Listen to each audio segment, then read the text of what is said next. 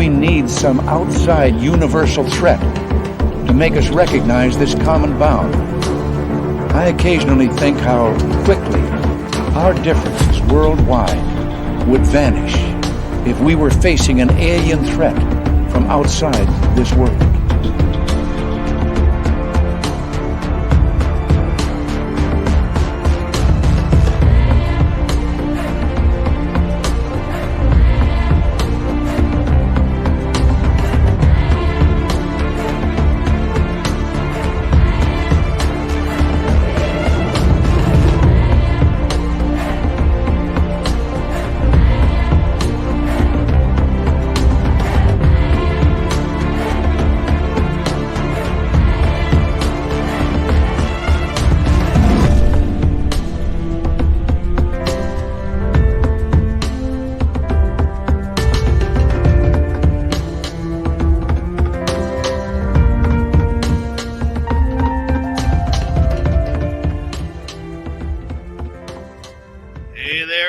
Welcome to Spaced Out Radio tonight. My name is Dave Scott.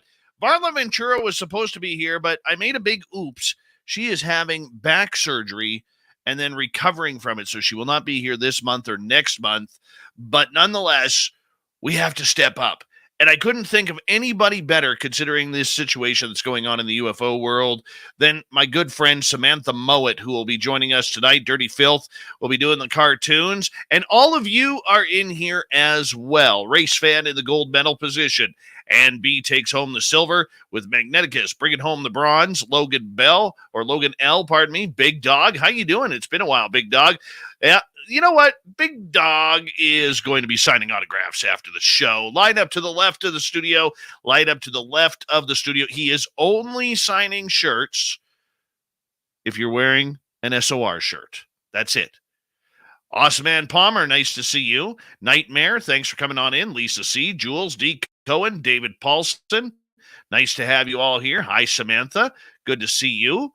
And who else is here? Well, there's Trisha, and she's also kicking off the Super Chat tonight. Thank you, Trisha. Super Chat is a wonderful way to support what we do on this show on a nightly basis, so thank you so much. We really do appreciate it. And moving on with roll call, we have Black Dragon, one of our favorite veterans who listens to this show. Yes, what a great former Marine. Probably still fits in his uniform as well. I'm a little jealous by that, but thank you, Black Dragon, for your service, and everybody out there who's a veteran listening in. We really do appreciate it. You always have a safe home here at SOR. Diesel Girl, nice to see you. Diesel Girl will be signing autographs after the show as well. Line up to the right of the studio, Crystal Jackson, NorCal, how you guys doing? Rhonda Montpetit, nice to see you. Thank you for joining us as we continue on here. And who else is joining us? Well, let's take a look. How about Jenny White Bear? There she is. Give us a wave, Jenny. She always waves back, people. Moving on. Doug Shelby is here. The Doug Shelby has arrived. We can officially start the show. And let's see. Who else we got here? Caroline Start. And who's next? Roy Boy. Nice to have you here. Stevie Franchise. Good to see you back. And who else do we got? Millennium, my man. How are you? Always a pleasure. Bigfoot Michigan Rob is here. He's picked out 6 different bandanas for the Cryptid Report in hour number 3. Pam Smith, nice to have you here. And who else do we got? Well, let's take a look. Werewolf, nice to have you back. Jason 688. Noble Patrick, nice to see you guys here as we continue on with roll call. Donna Spencer, always a pleasure to have you here. Thurston Howell III, how are you? Electric Chimera, how are you? Good to see you again. Johnny Music, how's it going, buddy? And how's that beard and hair combination? You're always high and tight. I'm very jealous. D. Cohen, thank you for the super chat. Really appreciate you, bud, for always taking care of us here at Spaced Out Radio. You're a great listener. Thank you so much. Creepy Little Book, welcome to SOR Chat. Very much appreciate you tuning us on in. And I believe this might be your first time in our chat room. Gong Show, Chris Martin, Troy SR71. How are you all? Eddie Haskell, YJ Overlander, who's a nice BC kid right there. All right, nice to see you all. Chris Teen, good to have you back. All right, where have you been? Cheyenne Meddy, welcome to SOR Chat. National Memorial, good to see you. Edgar, welcome to SOR Chat. How are you? Big fan of Samantha, apparently, right there. And who else do we have here? Angela G, nice to see you again. Avi M. Oob to Joe's Maine, you've got Lubla. Yes, you do. That does make sense. Tracy Gale, nice to have you here. Dirty Filth in the chat room. Kawhi, nice to have you back. Wes H, good to see you. Applesauce, always a pleasure to have you here. And we got about 30 seconds. Rain, nice to have you here. Pixie Lara, Mark Sanchez, thank you for coming on in. We're going to have a great show tonight, everyone. A fantastic show. Samantha Mowat is up next. And don't forget, the super chat is open. Let's rock this thing. High Far Flung, Invisible Tracker, Ryan Van Zant. Let's rock it out, Ryan. Let's rock it out. I'm sure you heard that one before. Mama Susan, good to have you back. Here we go, everyone. Horns up. Let's rock.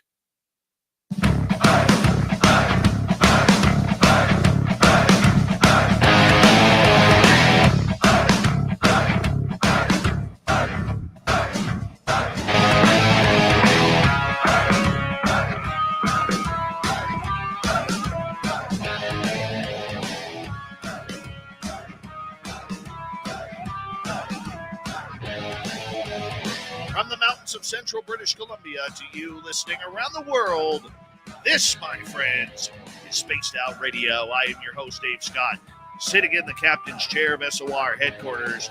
We welcome you to tonight's show on our terrestrial affiliates around North America, digitally on Odyssey Radio, TalkStream Live, and KPNL. All of our archives are free. Join us at youtube.com/Spaced Out Radio. Do old Davey the favor, hit that subscribe button. You can follow us on Twitter at Spaced Out Radio, Instagram at Spaced Out Radio Show, and on TikTok at Spaced Out Radio. Our website, spacedoutradio.com. We have a plethora of features for you. Rock out to Bumblefoot, read Shirky-poo's newswire. Check out our swag as well. Tonight's show is brought to you by Chive Charities. Help make the world 10% happier by visiting Chive Charities today. You can find them on our website. Fantastic show for you tonight. It's all about the experience. Samantha Mowat will be here breaking it all down for us. What do these downloads mean? What does ET contact mean? Who are we? What am I really doing here? Who am I?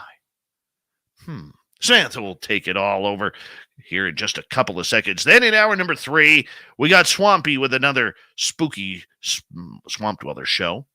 Bigfoot Michigan Rob is here with a Cryptid report. I've got the Dave 101. What the hell I'm going to talk about yet, I have no idea. And Shirky-poo has the news. All right, my good friend Samantha Mowat is here, and I always bring her in when I got some serious deep questions about the phenomena, about ET contact, and what it all means. Now, the one thing I love about Samantha is she is independent. She doesn't watch the news. She's not on Twitter. She's not on Facebook. I don't know about Instagram because she does have beautiful red hair. And she'd probably like to fluff it up a little bit. Maybe I got to put my hair down for this show. Or, I don't know. She stays away from it because her contact is hers. What she has learned is what she's learned from them and others. But the big thing about this is I love the independent attitude about it. It's not ingrained with government sources. It's not ingrained with intelligence. It's not ingrained with alphabet agencies or with people who've already been infiltrated. It is as natural as it comes. Her website, Samantha Mowat, MOWAT.ca. She's a good Canadian kid as well, and we like that about her. Samantha, thank you so much for reappearing on Spaced Out Radio tonight. How are you? Oh, I forgot to take you off mute. That is my fault. I got so excited. Hi, Dave. Thanks for having me. This should be fun. And no, I'm not on Instagram or anything fun like that. I'm pretty quiet when it comes to social media. Well, your hair is getting longer. It's like double the length of mine now. I mean, I'm a little verklempt by it. So now I got to, spruce my hair up, make sure that not only the YouTube audience sees it, but the radio audience can feel it as well. There we go. Now silky. it is a little bit. Tomorrow's wash day. So I'm okay with that. But the big reason why I wanted to bring you on is we're starting to see over the last couple of months a lot of people talking about experiencers. There's still this entire field or bunch of people in the field who are very nuts and bolts. They don't Yeah. think the experiencers need to be involved with such serious conversation. But there are a number of other people who are starting to come to the forefront, Samantha, who are like, Mhm. whoa, whoa, whoa, whoa, whoa, hold on a second here. Yeah. I got some knowledge. I got some downloads. I've flown the ship, Mhm. and people are starting to pay attention. Samantha, first and foremost, I think we need to define what is an experiencer in your mind? Because for me, if I witness a, a couple of dots in the sky, say in a Mhm. triangular shape, I Yeah. don't consider that being an experiencer. I consider that being a witness. An Agreed. experiencer to me is somebody who has had real contact with the phenomena. So I'm curious, what is your opinion of this? So, from my place of awareness, Dave, an experiencer is someone who has had legitimate contact with extraterrestrial multidimensional beings based upon a few different capacities. You can have any one or combination of these. You should have either physical contact, where you can reach out and touch the being, be able to shake their hand, stroke their head, whatever it is, give them a hug. Or you can also be an experiencer and have what's known as astral contact, which is when you project out of your body at night. A lot of people who have abductions that only happen at nighttime, they have them when they're in their astral form. So when your soul steps out of the body and then goes to the different dimensional planes, because many of the beings that we're calling extraterrestrial, yes, they are from other planets, but they're also interdimensional as well, meaning they're not from this dimension. They come to our dimension and then go home again, which is also where a lot of abductions can take place. There's also psychic contact as well, but I find psychic contact tends to be very difficult for most people if they don't have the other two components, the astral and the physical, to kind of go hand in hand with the contact, to be able to establish themselves as experiencers.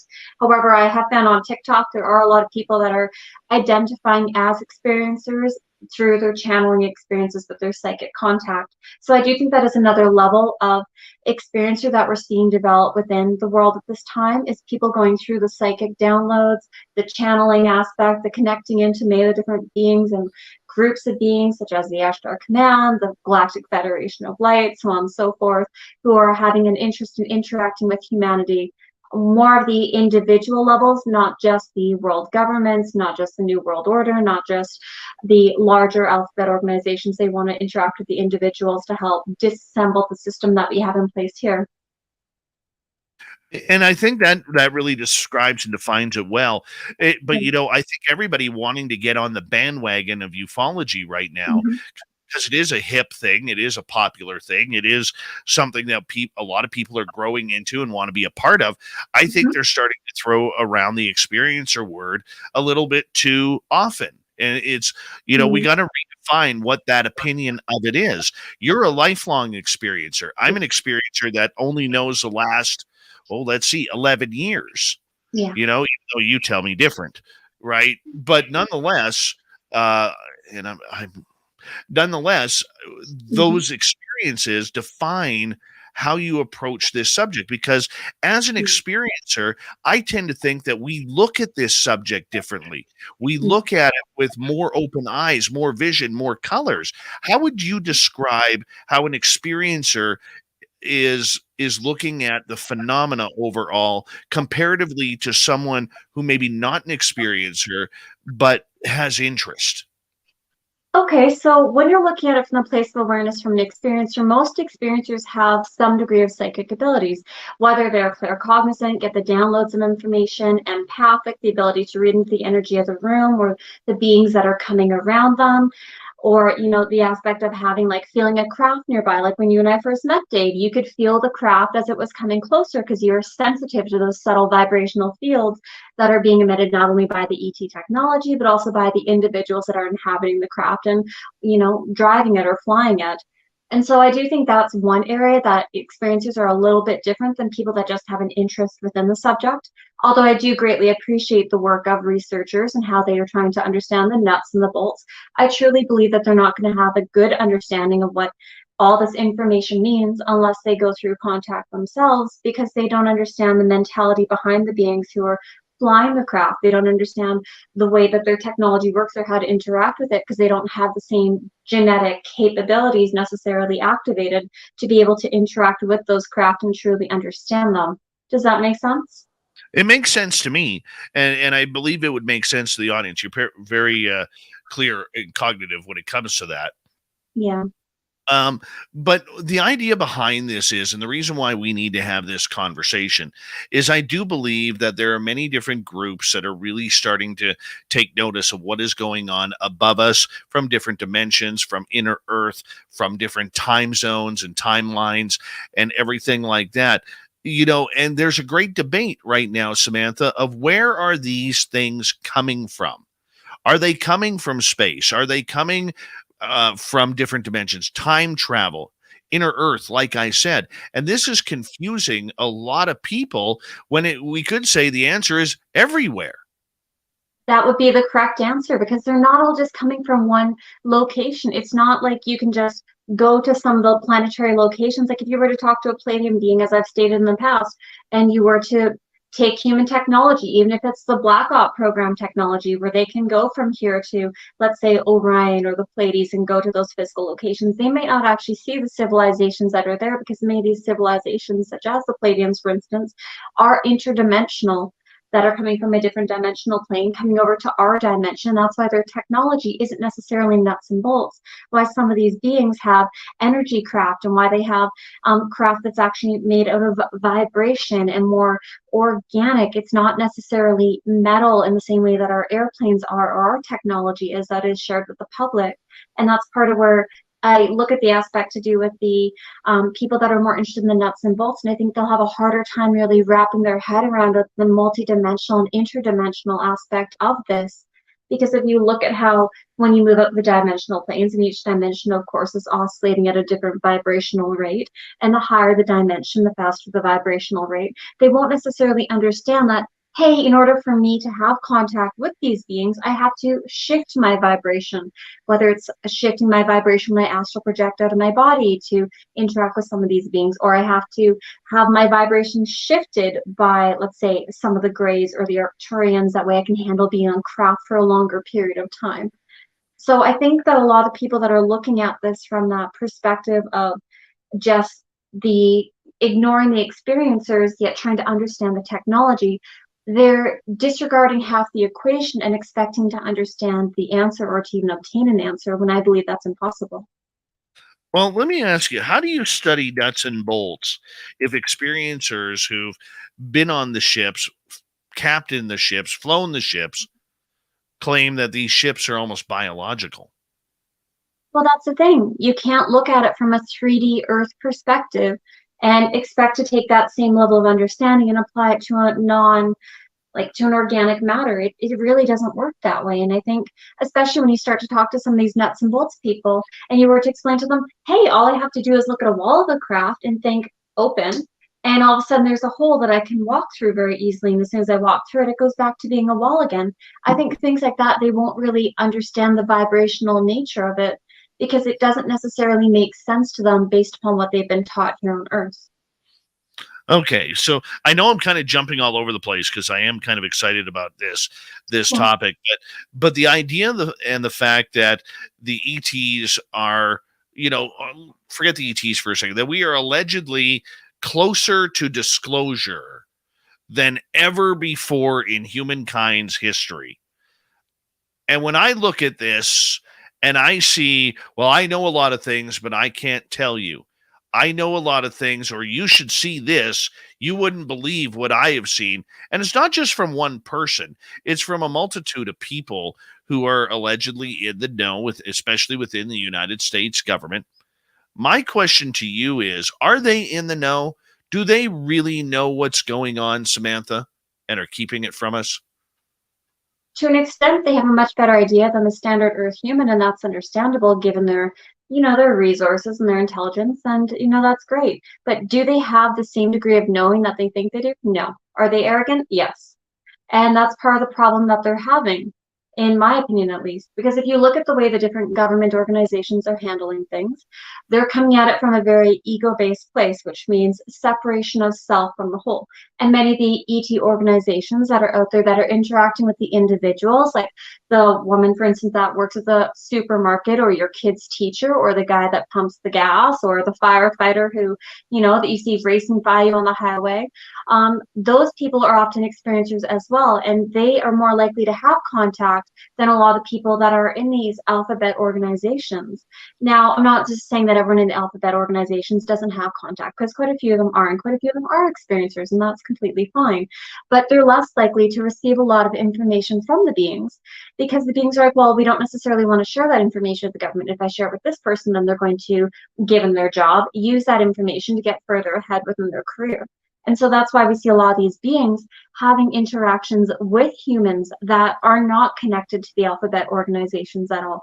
And they're starting to give those downloads of information like, hey, here's the blueprints on, green energy technology. Hey, here's an understanding that you can't have your body be 2 pH or it's going to cause cancer. And hey, this is how to use vibrational fields to increase your lifespan, to decrease the aging process, to cure all the diseases, and the use of crystals and things like that. Like the ETs are giving a lot of humans downloads at this time, because not only are they trying to share the information with humanity, but they're trying to share the information that's safe for humans to receive. They're also trying to do it in such a way that it makes normal humans comfortable with the interaction with the multidimensional beings.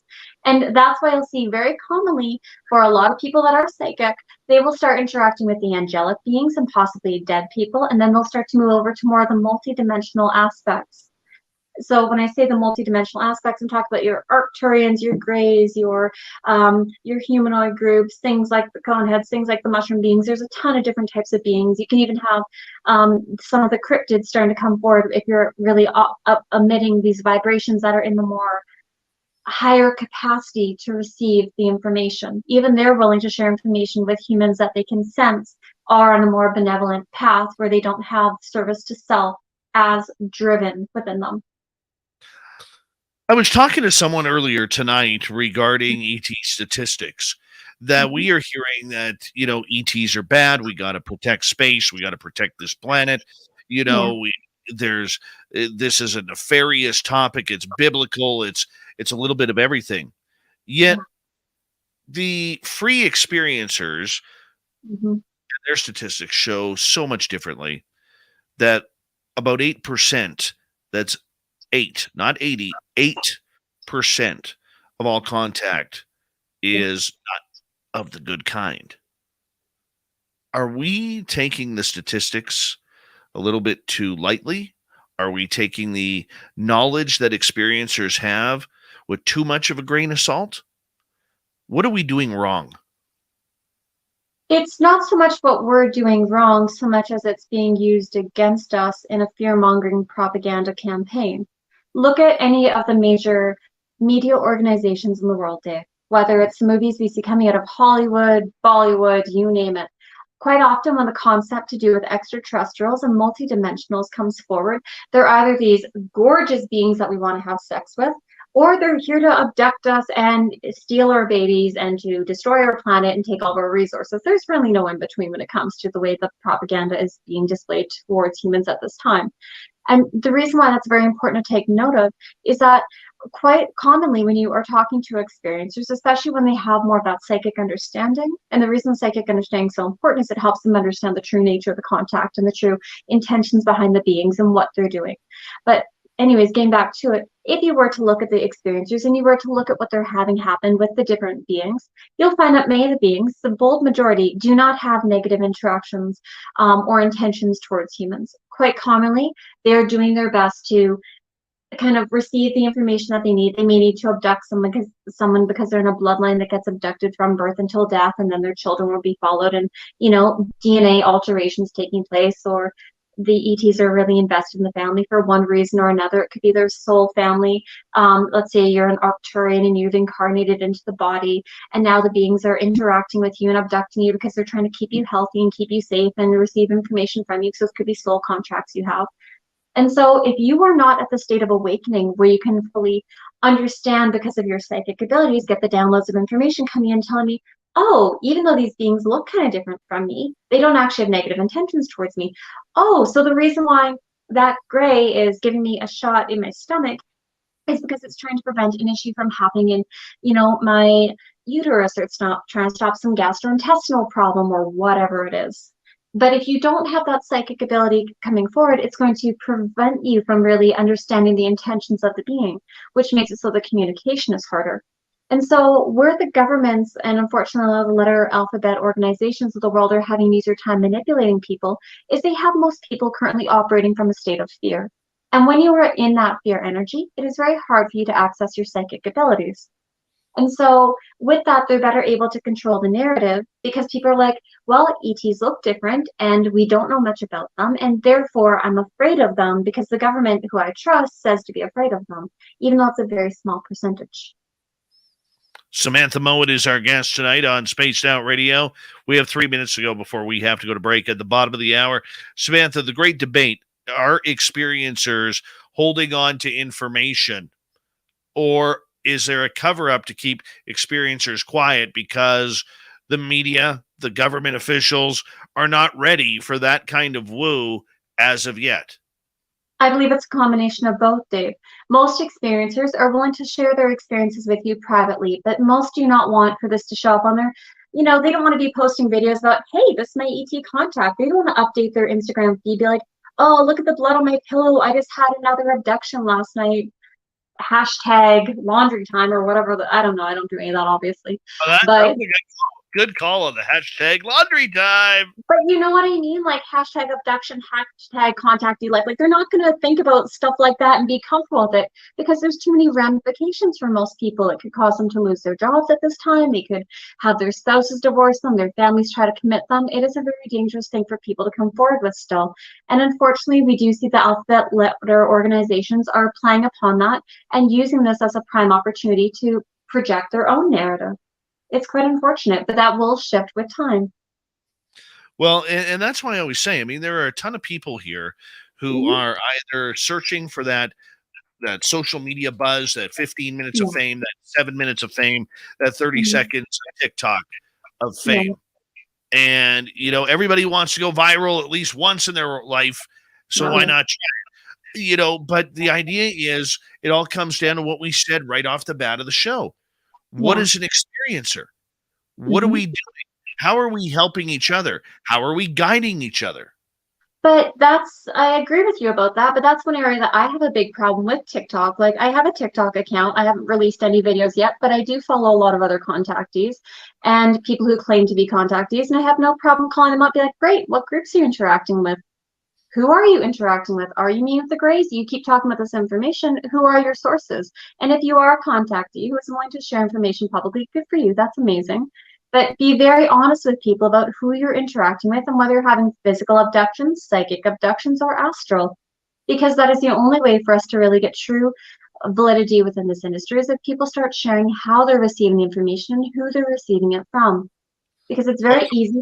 Go ahead. Come on, Samantha. It's always the Pleiades. Everybody is from the Pleiades. But I mean, that's just one incarnation for them. That my Pleiadian starseed heritage was part of the first ones that came forward for me. And then I found I'd been a Grey before and a reptilian and a mantis and a whole bunch of things. And, I hate that racism that goes with it. Like people assume, oh, Pleiadians all good. They're not all good. Just like Earth humans, not all good. And I wish people would understand that better. Yeah, well, you know what? This Anunnaki kind of guy says not all Anunnaki are bad people, bad aliens. They're not. They're not. And I think that's funny. I think what we've seen is a lot of diluted alien species. We group them. Dave, a lot of the beings will put on the facade within their vibrational field to project the image of a Pleiadian into someone's head when they're not really talking to Pleiadians. Because they're like, oh, humans are racist and they're sexist, so we're going to put the idea of someone that they find attractive into their head so they accept the information. There you go. Yeah, quite a bit.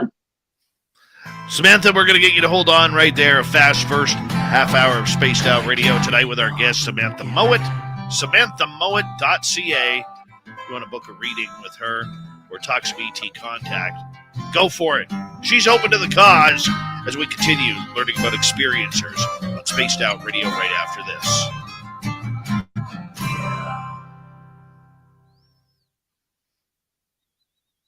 All right, we're clear. Awesome. Let's see what Dirty Filth has going on here so far. He's breaking out the blue paint. So that's always Good oh, job. so far, Watercolor. yeah, this is where the so far we got some sky, Dave. Oh, look at that. We've got sky. We've got sky, people. Nicholas It's a Shaughnessy, daytime drawing. how's your hair, Nick? Give us an update in the chat room if you don't mind. Joe Monk, how's your hair? Give us an update as well. Magnetic Universe, nice to see you. And who else do we have coming on in late here? Huckleberry Charles, always a pleasure. Yeah, we're good so far. There we go. Here, let's put Samantha and I up here too. Ooh-wee. There we go. Dave. I'm just watching him paint. I think it's really cool. It is very cool. Very cool. Mm-hmm. I don't know. Oh, I think watercolors are beautiful. My man, you just sent me those pictures. I know you're listening. What? Can I show Samantha that? Let me know on a private DM here if I could show Samantha that. I'm not going to say who it is until he gives me permission. But the message was LOL #laundry day. Dave, the amount of times like my kids get put back from abductions and I have to freaking wash pillowcases or go into the bathroom and there's like blood everywhere. I'm like, yeah, but Sam, look at this though. Look at this. And this is from a multiple experiencer who has contact from minimum once a week up to a couple times a week. Here we go. Let's see. Look right here. Is that blue?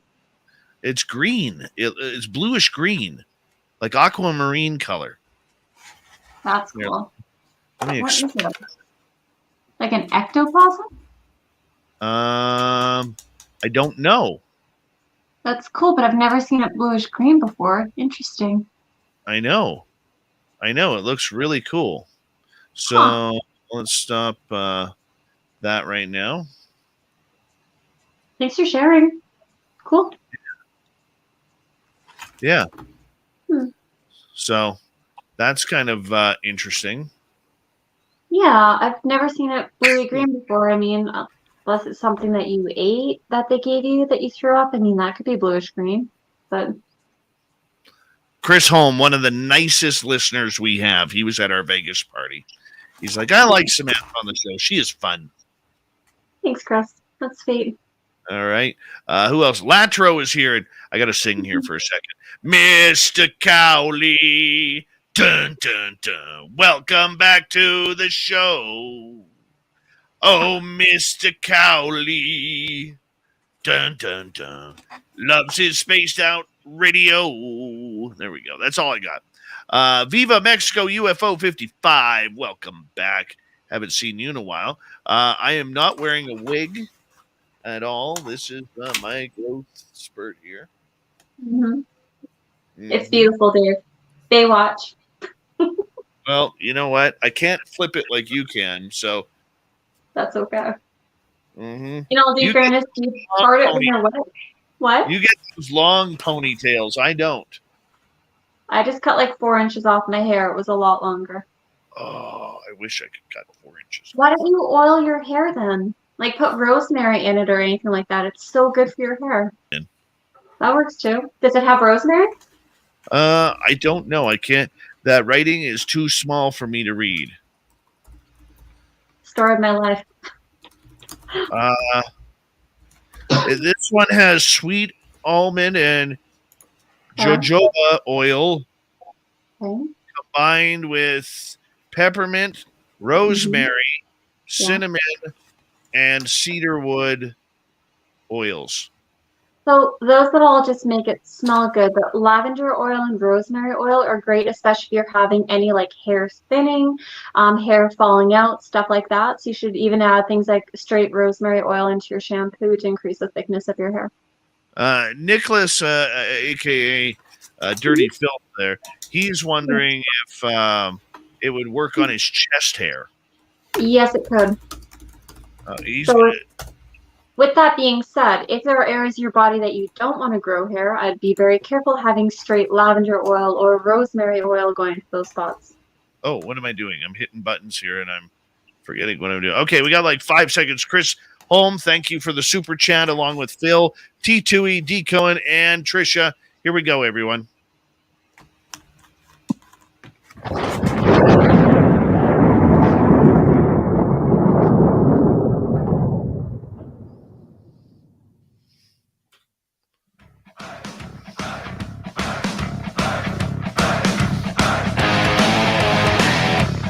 Second half hour of Spaced Out Radio is now underway. Good to have you with us.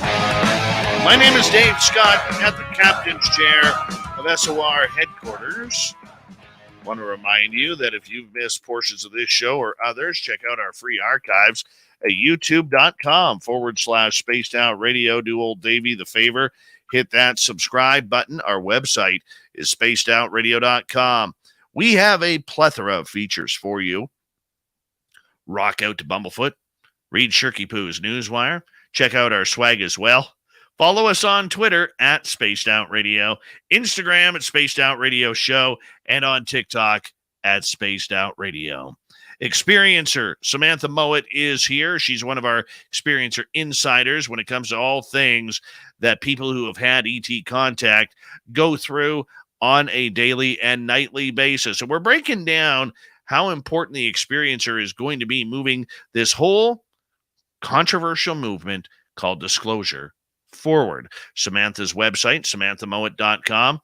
Now, Samantha, I have to tell you a funny story. Raz here has a funny question. All right. Tell Samantha about your bear farts adventure. So Samantha has been to my house. Okay. She knows my yard. She's been here enough times.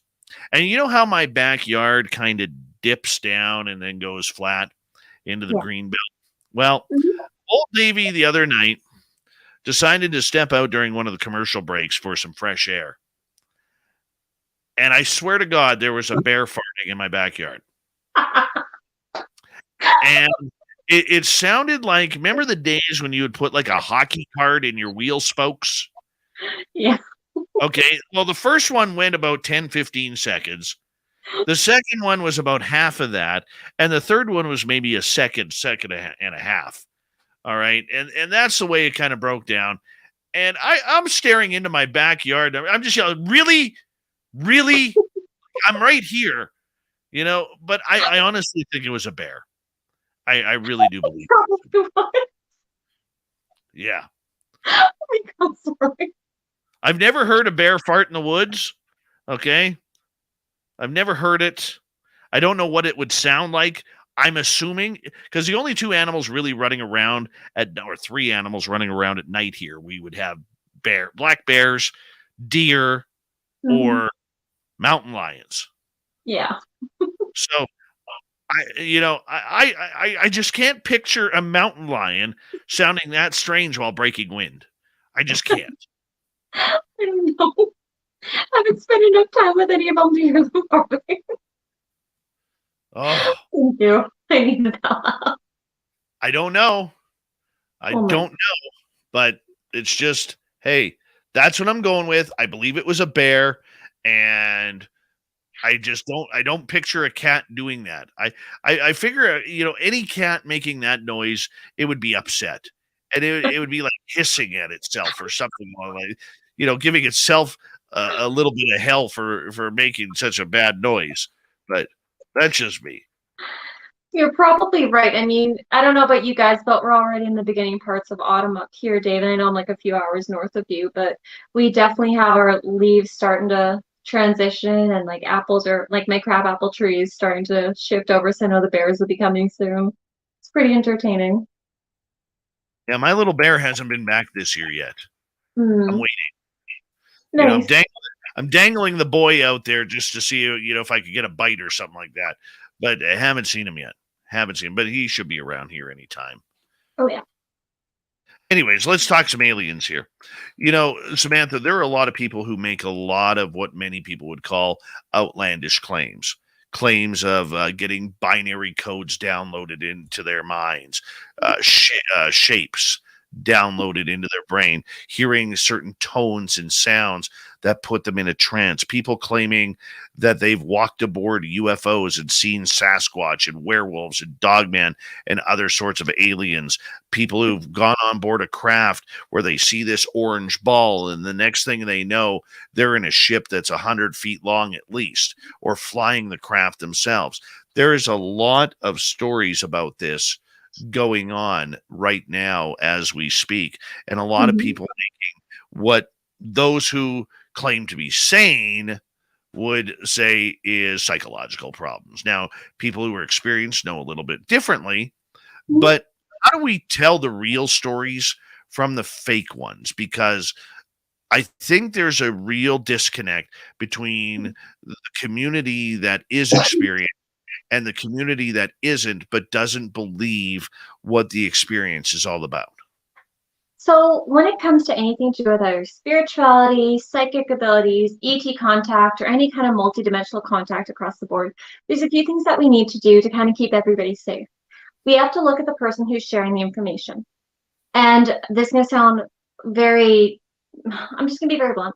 You have to be very careful with the people that you're following online, or the people whose books you read, or the people who are sharing information. So you have to look at, okay, does it resonate? Does this person have any signs of, mental illness? Does this person have any drug or alcohol problems? Does this person have anything that could be altering their frame of mind in such a way to give them this information when it's not necessarily accurate?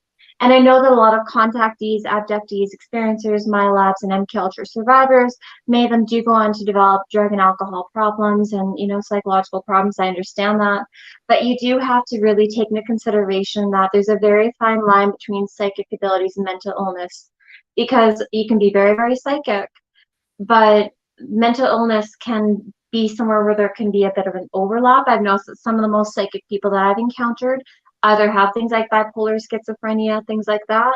So you do have to be aware that this person can go through periods of lucidity where they're actually having very strong psychic abilities, other periods that can be delusions. So you do have to be very cognizant that is something that is going to be found all across not only the psychic industry, but the UFO industry as well at this time, Dave. Because unfortunately, it is reality. You just said something very, very important. Called it the UFO industry. Are we seeing that point come out of this? And if so, how do experiencers get their point across if this is turning into big business? Well, reality is it's slowly moving over towards things like big business. Look at how much in the last 5 years we've seen an increase in the amount of small gray toys like this one showing up kind of everywhere. You see them on children's backpacks, t-shirts, we can see it on stickers, things like that weren't really common to find 10 years ago, 20 years ago, unless you're at somewhere like Roswell, whereas now you can go to your local Walmart and go pick them up. So I do think, to an extent, businesses recognize the overall patterns of ET contact and disclosure starting to become more common and prevalent. And so we're seeing them starting to kind of get ahead of the curve and to start having things like the ET shows and paraphernalia starting to come forward more and more. And yes, ufology is slowly moving over towards being a business.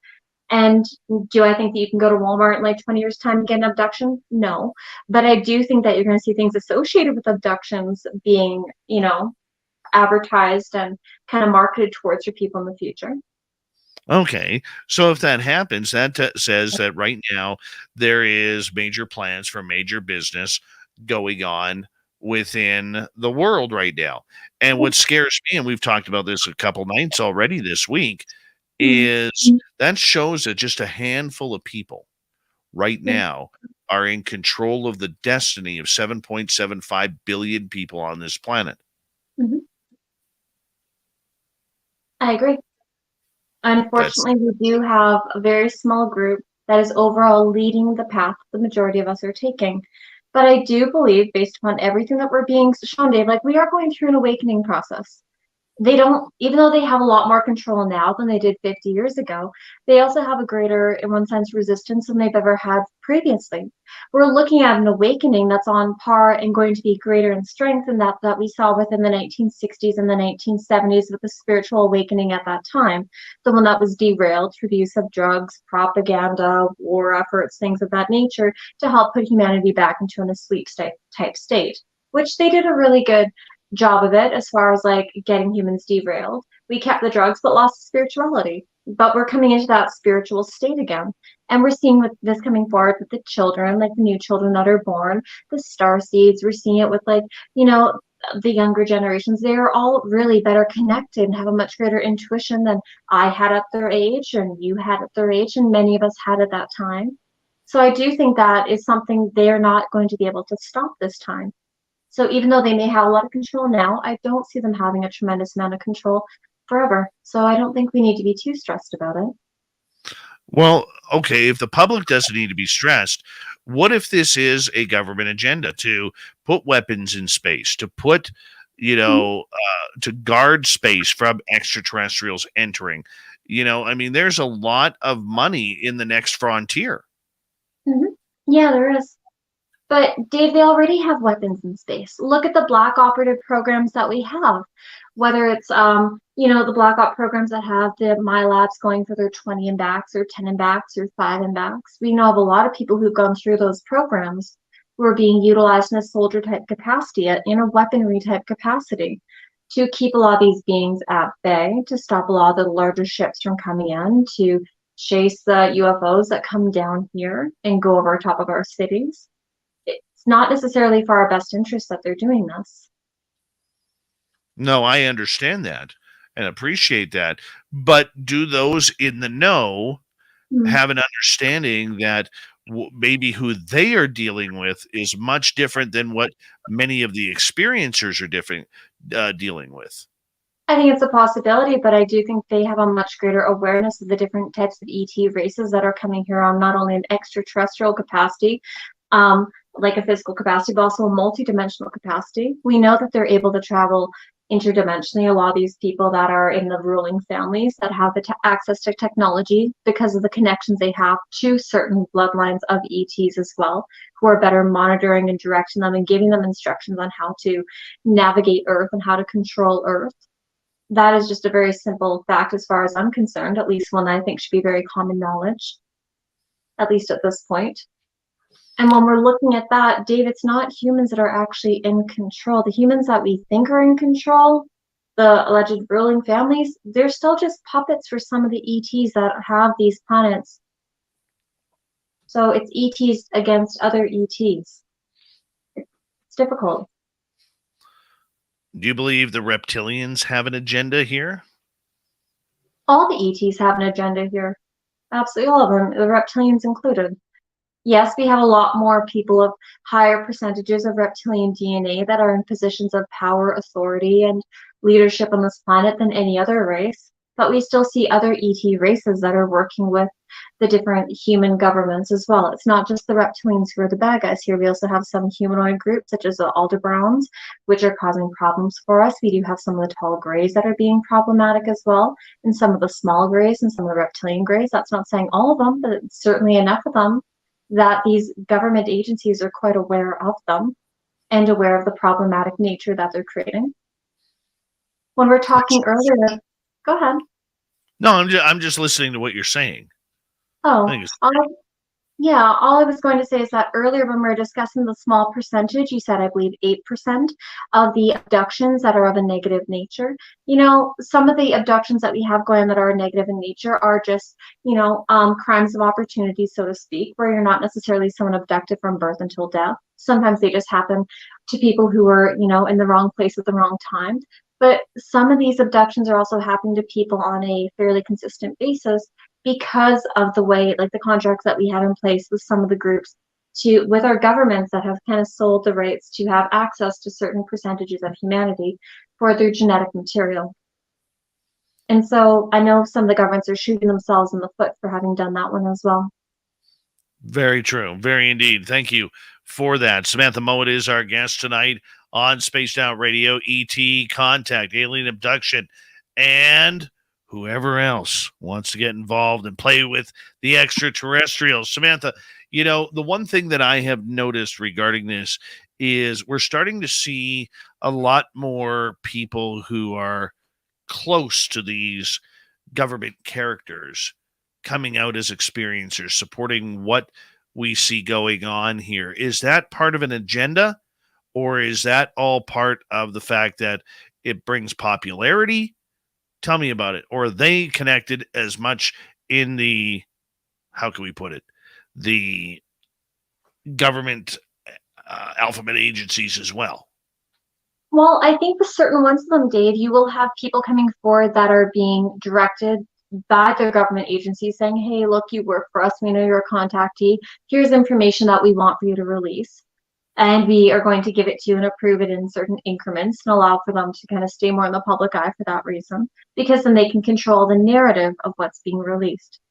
As far as like the aspect of, are someone coming in for popularity and fame? Yeah, I guarantee it, because it is very hard to prove the contact aspect. Even if you are like someone like me who has a ton of contact, what am I going to do? Even if I bring the soiled pillowcases from when we have nosebleeds, even if I have the x-rays saying, hey, look, here's your cervix in February, here's your cervix in August, look how it's completely cleared up.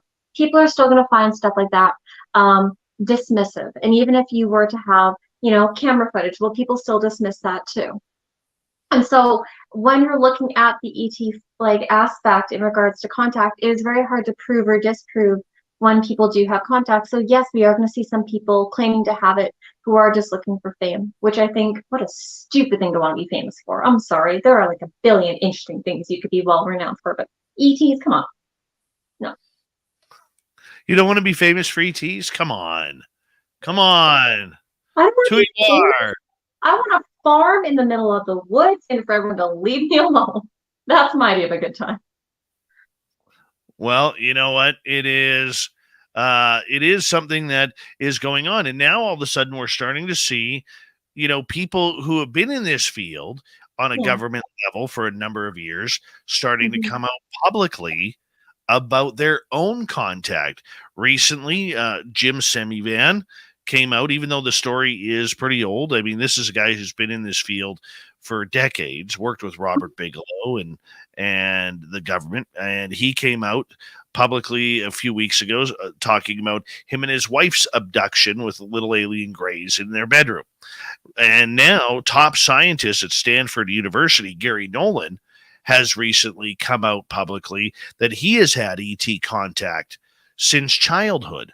Mm-hmm. And his last experience happened a few years ago in London, and he didn't understand whether or not it was a dream or not as a kid until like 20 years later. He's walking through a bookstore and sees Whitley Strieber's Communion on the shelf, and the book's cover scared him so bad he dropped the book because he was shaking, and because he recognized the beings.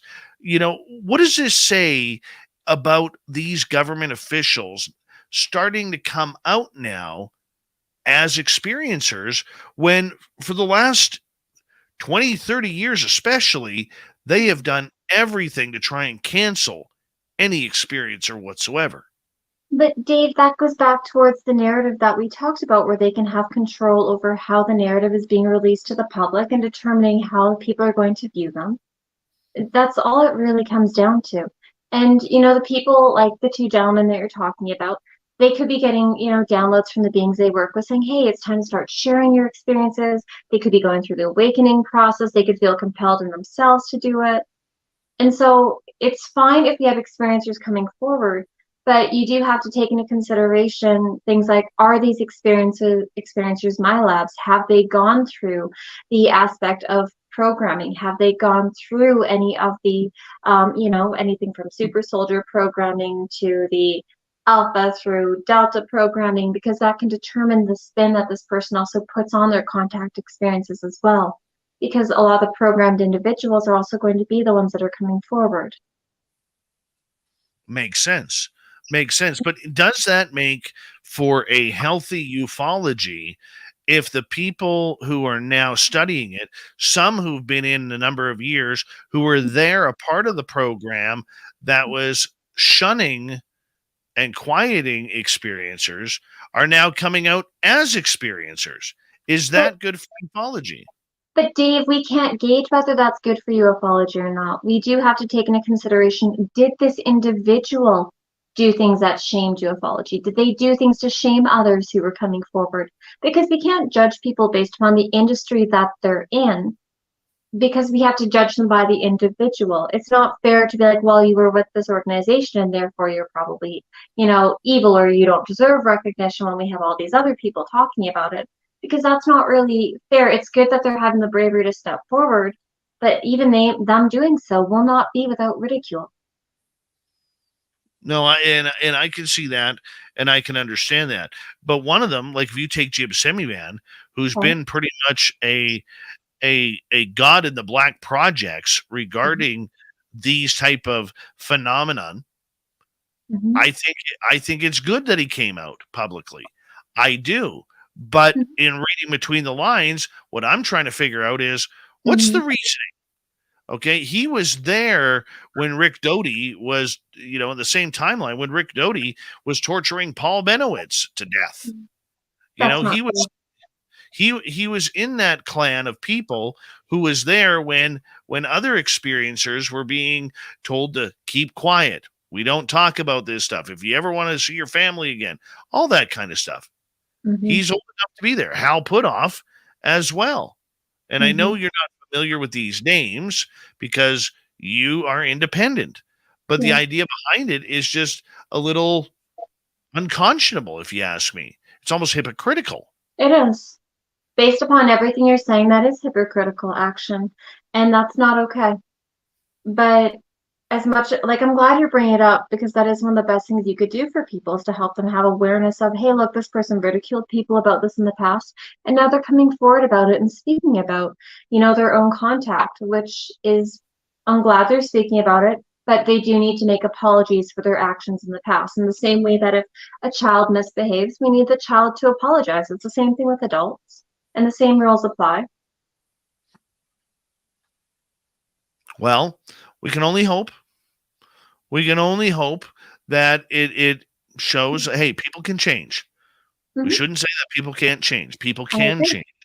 But does this change the direction of the way ufology is going? Because I think ufology is ready for the experiencers. I don't know if mainstream is ready for the experiencers, let alone aliens coming down. But Dave, that's the thing. The ETs aren't just going to show up on the White House lawn tomorrow morning and be like, hey guys, we're here, bring out the teacups. They're not going to do that. They're doing it in a very gradual way. And Dave, that's why they're doing things like the downloads of information for people, why we're seeing so many lights in the sky, why ETs are starting to show up in the astral projection dream state of so many people now. The ETs are establishing their own form of soft disclosure with contact in a controlled narrative on their end, one that does not involve the governments in the way that the governments were hoping. And so that's why we see from the ET perspective, the initiation to go out and have interactions with normal people, as we've discussed earlier. And yes, these gentlemen may need to have like a public apology and, admit that they've done wrong in the past. And that would be lovely. And I certainly hope they do so. But, we can't wait for the apology of others, of course. We just have to keep moving forward. And yes, they are going to have some control in the direction that ufology takes. But all we can do in order to really help to guide ufology into a better narrative is to make people aware of these things and to help them to make their own informed choice. Yes, the ufology is ready for experiencers. Are the general public? No. But that's also why we see the people that are interested in these topics, they are at the forefront of things. They really are. Whether you're an experiencer or not, having an interest in this alone means that you have a scientific mind and that you are ahead of the curveball, because this is where the energy is pushing and going. And so this is going to allow for those people to, help to make it go into their own conscious mind, which then will disseminate towards the people that they have interactions with. It's almost like that 100th monkey syndrome or symptom. I don't know. All right, Samantha Mowat is here tonight on Spaced Out Radio. Thank you so much for tuning us in. 1 hour down, 2 hours to go. We got another hour with Samantha. We're going to really hit her up on what people are seeing when they fly the ship, when they get these downloads, or they get objects placed in their minds.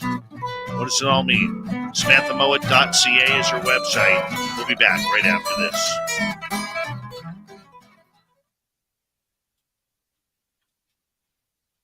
All right, Dirtith. Showtime. Ooh, pretty. There he is. Whoops. Hi, Dave. You can hang out. Samantha. I'll be right back. Hi, You're doing Commonwealth. such a good job. Mm-hmm. No worries. Thanks. That looks This is really the- cool. This is the time Dave usually leaves me, and I got to ramble to the audience and everything. All good. I won't abandon you. You're good to go. Perfect. Makes it a bit easier. I like it though. I You're used- really good with it.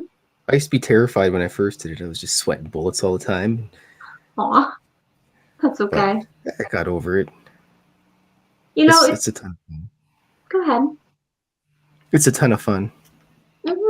So what got you into watercolors? My favorite artist in the entire world, Milo Manara, he Yeah. does watercolors, and I decided one day maybe I'll try it myself, and I kind of liked it. And I always say it's like cheating artwork or cheating painting because you can always modify it a little bit. Not quite as much as oil paint, but Yeah. definitely water. I have to ask you, what are your two favorite colors? Probably purple, pink, and white. So sorry for three, but white's technically not a color. I just like stone. That's okay. When I went to animation school and the teacher asked us what our favorite colors was, I said black, and she's like, "It's not a color." I was like, had to have an argument, so it worked out though. I quit animation school and decided to draw cartoons instead. Do you know what? I bet it's a lot funner this way, so I get the appeal. And so yeah, Yeah.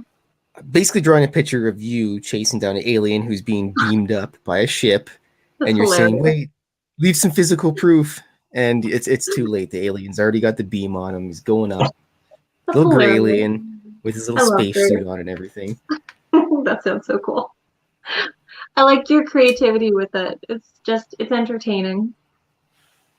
You know, I show up to the show and I don't really know what I'm going to draw. Sometimes I do, and then I had an idea for tonight, and Dave's like, I want to request." So, oh boy, throw a wrench right in there. That's okay. I like that. I enjoyed it. What were you gonna do then?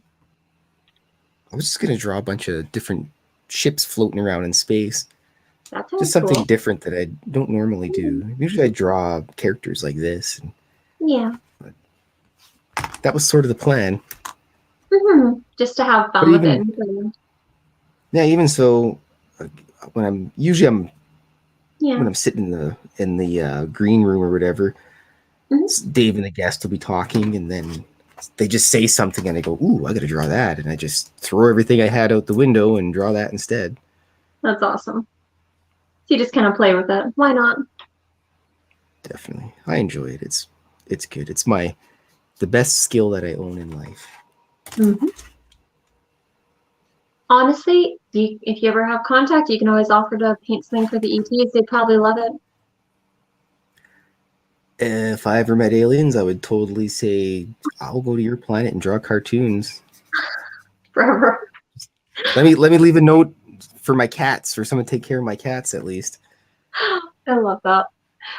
You know, with all the abductions that we've had, the cats tend to get left alone a fair bit, which is great. Except one time, like in the last month or so, my cats got out during an abduction, and it was so funny because cats seem to be more immune to like the ET suggestions, that like the telepathic commands they put into people's minds, and dogs not as much, but cats definitely. And it was funny having my 23-year-old cat running like across the yard like a sloth because he's so old, and having a gray like, get your cat. It's cute. I wonder, are aliens afraid of certain animals? I wonder. I wouldn't know. I don't think I've ever met an alien. So I have a friend I call him Alien, but Yeah. He's into Most space. His ETs. name's Al. Oh, So Al? go ahead. No, it's okay. Yeah, they don't like dogs typically, because I think because a lot of dogs are very protective and they don't like how big they are in their teeth. Yes, Probably we don't know like, that experience. yeah, it's funny. Hmm. It's coming along quite good, Dave. Oh, Perfect. yeah, Perfect. he's doing a good job. It looks entertaining. Oh, I'm having a ton of fun doing it every night. Hmm. How long have you been Sometimes painting for? Saturdays. Oh, I've been drawing art, creating art my entire life. yeah. But painting, I really started doing a lot of watercolors about 2014. I was doing Okay. acrylic artwork. But to be Yeah. honest, I just didn't feel I was good enough at it. So I quit and I Hmm. tried watercolor, and I had a lot more fun doing that. That's fair. It looks entertaining though. Apparently, people enjoy watching it. So Yeah, it's like I'm watching okay Bob with that. Ross. Except he's All right, got more hair than me. we have about 45 seconds. 45 seconds. And yes.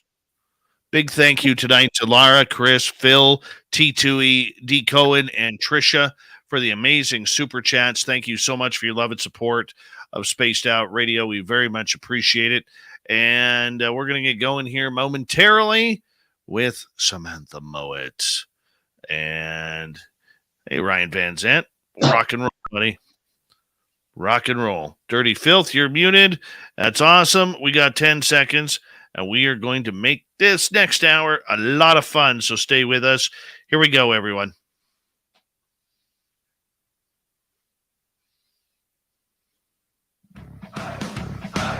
You're listening to Spaced Out Radio with Dave Scott. Follow Dave on Twitter at Spaced Out Radio and on Facebook, Spaced Out Radio Show. Here we go with hour number 2 of Spaced Out Radio tonight. Thank you so much for joining us. We very much appreciate earning your listening ears wherever you are on this beautiful planet we call Earth. Hello to everyone listening in on our terrestrial affiliates around North America and digitally on Odyssey Radio, TalkStream Live, and KPNL. All of our archives are free. Join us at youtube.com/Spaced Out Radio. Do old Davey the favor, hit that subscribe button. The Desert Clam has set the password for tonight in the SOR Space Travelers Club. Vandellas. Vandellas is your password. Use it wisely, Space Travelers, as the Clam sets a password each and every night right here on Spaced Out Radio. Our website is spacedoutradio.com. We have a plethora of features for you. Rock out to Bumblefoot. Read Shirky-poo's newswire. Check out our swag as well. Follow us on Twitter at Spaced Out Radio, Instagram at Spaced Out Radio Show, and on TikTok at Spaced Out Radio. What do experiencers go through? What does it mean when they get downloads? What does it mean when they have shapes brought into their heads that they must draw out, or some sort of writing pattern, or flying the ship? Memories of being on craft and seeing weird, strange creatures, not just aliens, but animals, Sasquatch, werewolves. You never know what it is. Our experiencer extraordinaire, Samantha Mowat, is here. Her website, samanthamowat.ca. Samantha, welcome back. Hey, Dave. Downloads. This is one of the topics that has come up many times through the great work of Grant Cameron and Nicole Sackich and others throughout the years, where these experiencers claim they are getting downloads from alien beings or UFOs that they see in the sky. And they might be woken up in the middle of the night. It could happen in the daytime while they're driving to work in a commute. It just seems to happen when it happens. And it doesn't seem to matter who, Samantha. It could be your local grocery store clerk, your local construction worker, lawyer, nurse, doctor, dentist. You know, it could be absolutely anybody. I mean, how is this happening first and foremost? So in order for a download to take place, you do create what's known as a psychic bridge with someone.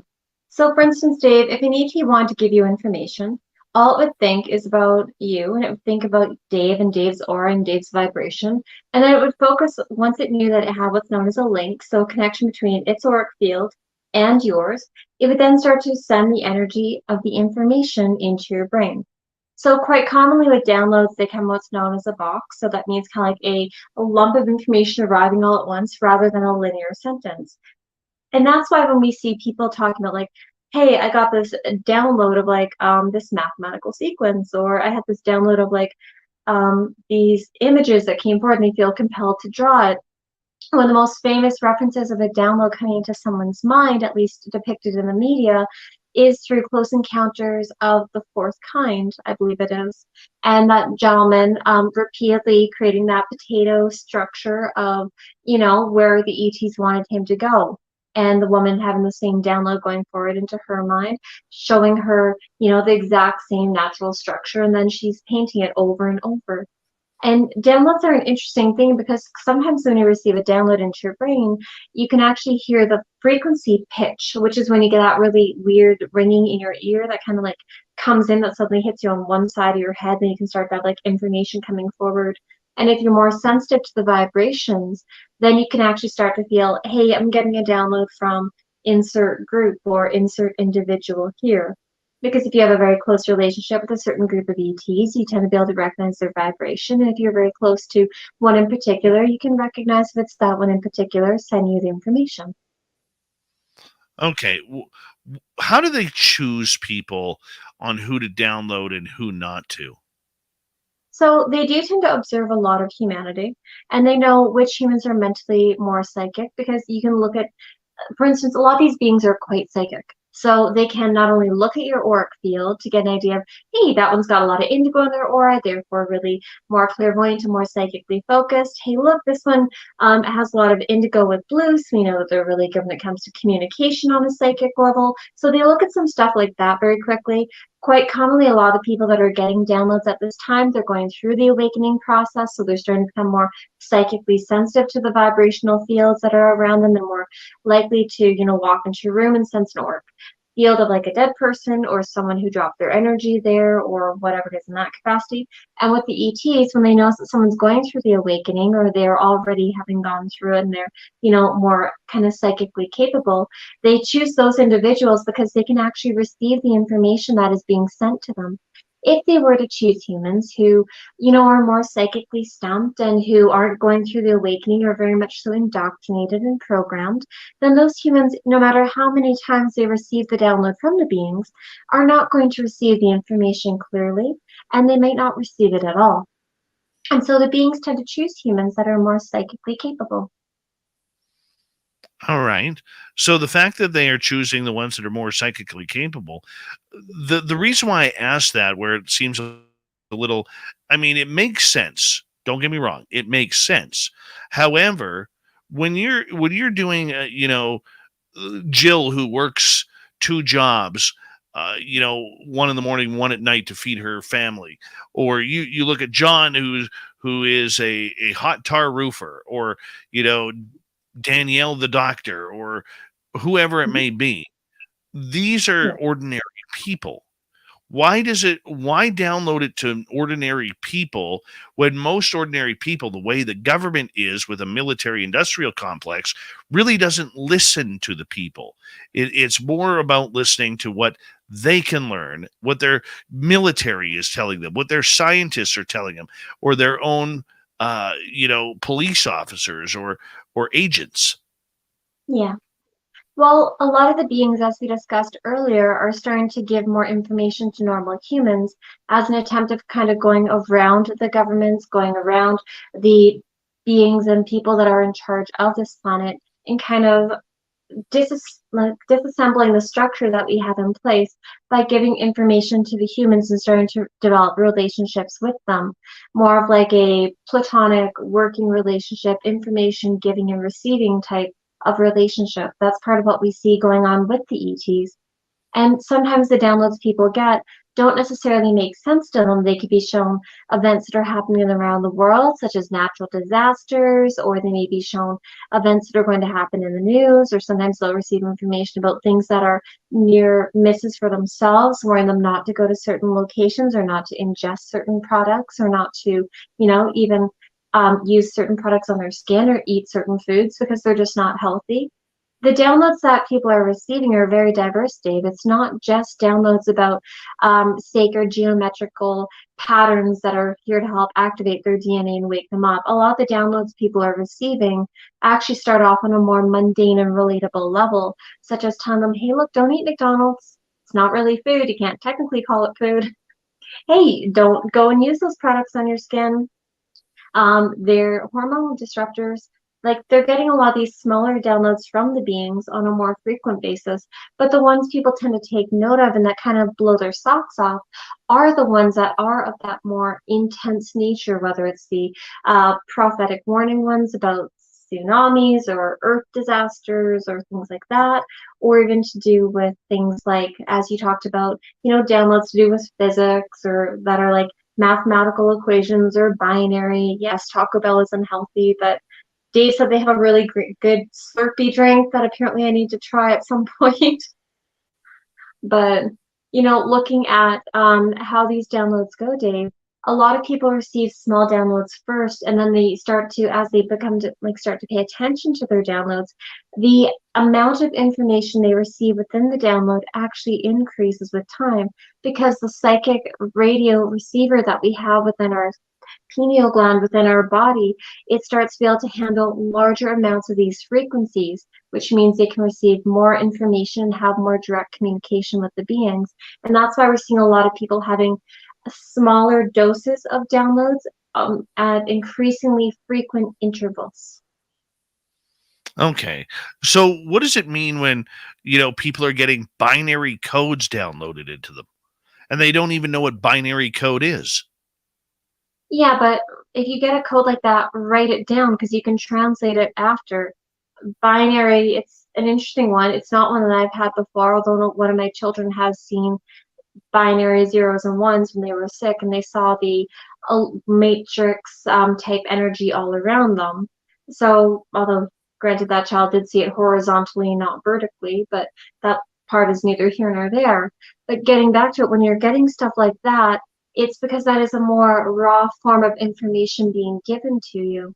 And they're trying to help give you that information without you necessarily decoding it yourself while you're receiving it. A lot of times when you start getting a download, if you grab out your voice recorder and start saying exactly what it is that you're receiving without filtering it as you go, you'll find you actually receive very good information.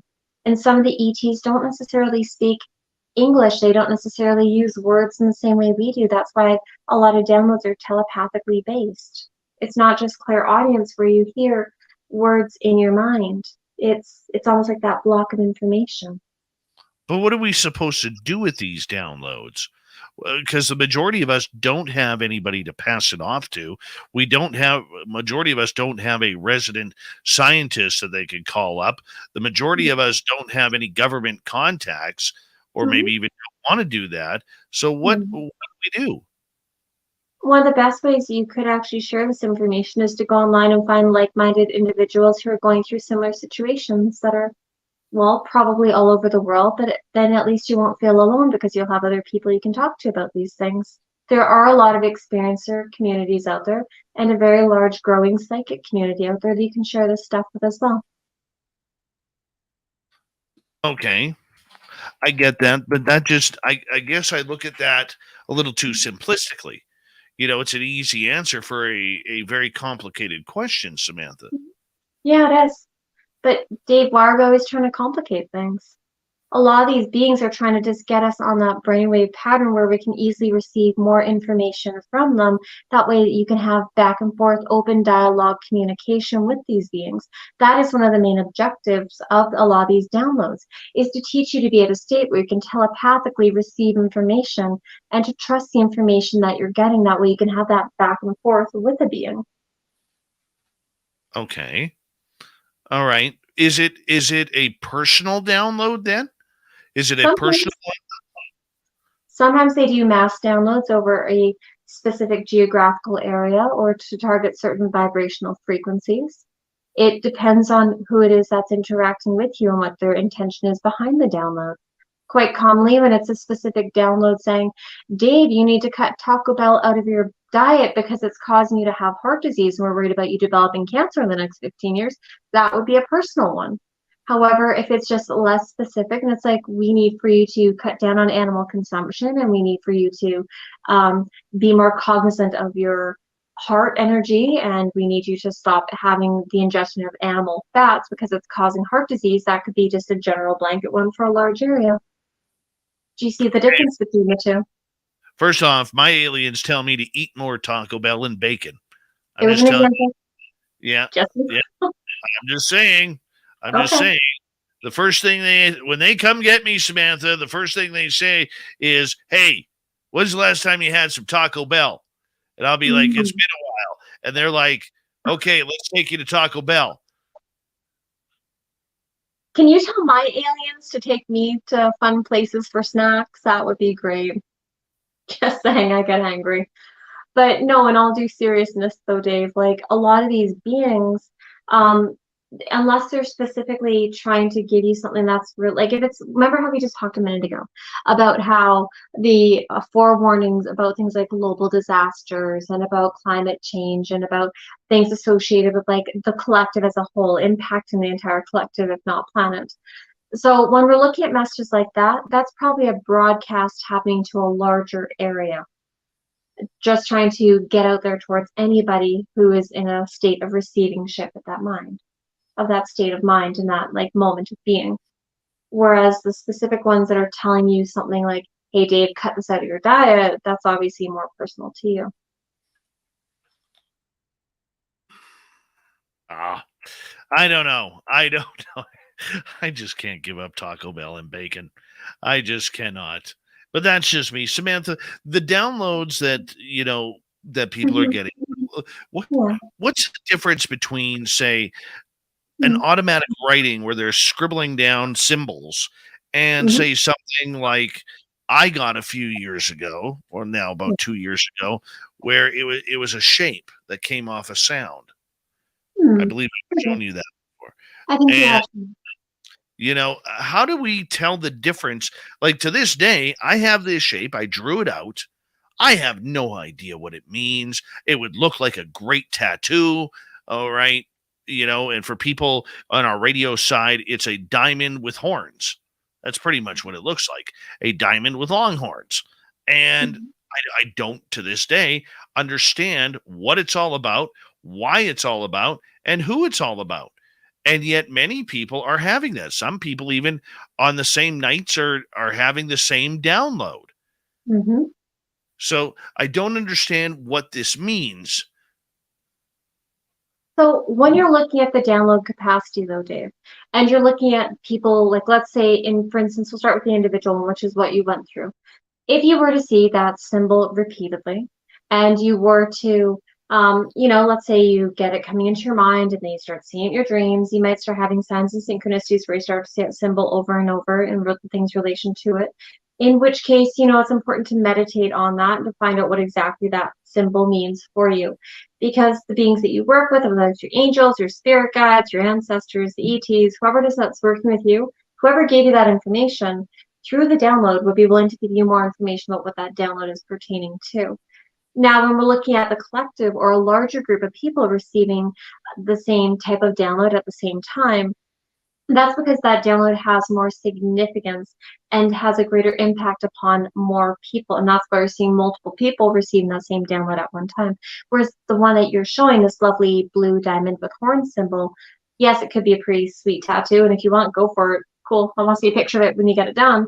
But, more importantly, it could be just one where they're saying, Dave, look, we want for you to feel support. We like your music. It could be the ET saying, hey, we love Bumblefoot's song, and we find you be this beautiful, bright, shining star. It could be even something as simplistic as that. That's very personally based.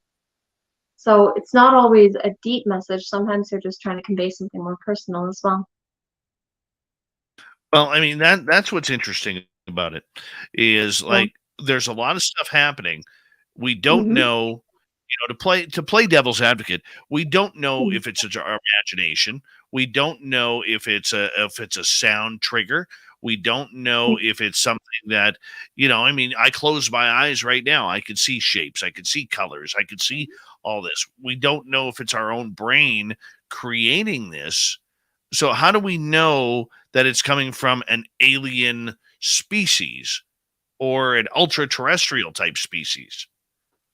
Well, that's where it's important to do the meditating that we've talked about for many, many years at this point, where it teaches you how to differentiate what is your auric field, what your energy feels like, versus when you have a being that's trying to be in communication with you and be able to recognize what their vibration is feeling like and where you're feeling in your body and what kind of colors come forward and be able to have that deeper level of communication. Yes, I know you're like Samantha who has time to meditate. I don't have 15 minutes in a day, let alone I, an hour to do this. I meditate every morning in the shower. Good. That's perfect. We'll take it. I don't even care if you do it when you're pooping. As long as you do it, perfect. That's all that matters. But getting back to the importance behind this is, Dave, when we're wanting to differentiate the difference between is this my imagination versus am I receiving this from a being, you have to look at the vibrational field. Anything that is of your imagination will be inconsistent energetically, in the same way that if you use anything from Oracle to Tarot to Ouija boards to whatever it is to get your basic information, like yes, no, and further information pertaining to something, you're using not only your energetic field, but also the energetic field of who you're in communication with to gain further information.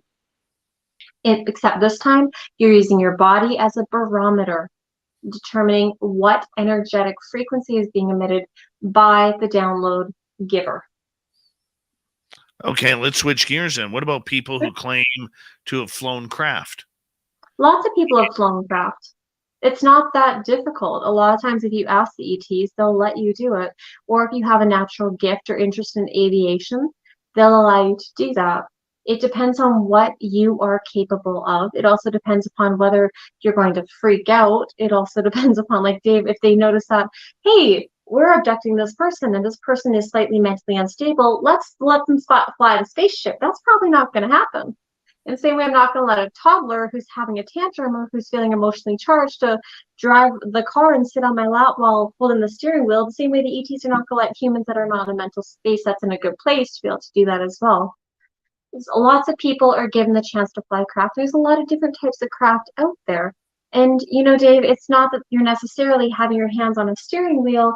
A lot of times, you will either just put your hands down on the sides of the chair, or it's done telepathically, or there's one thing in front of you that you place your hand upon. Very common ways of flying craft. Some do have more technological or touch-sensitive type devices that are in front of them, depending upon the types of craft. But most the energetic craft are done through your mind and telepathy. And that's why we see a common thing with many experiencers is psychic abilities.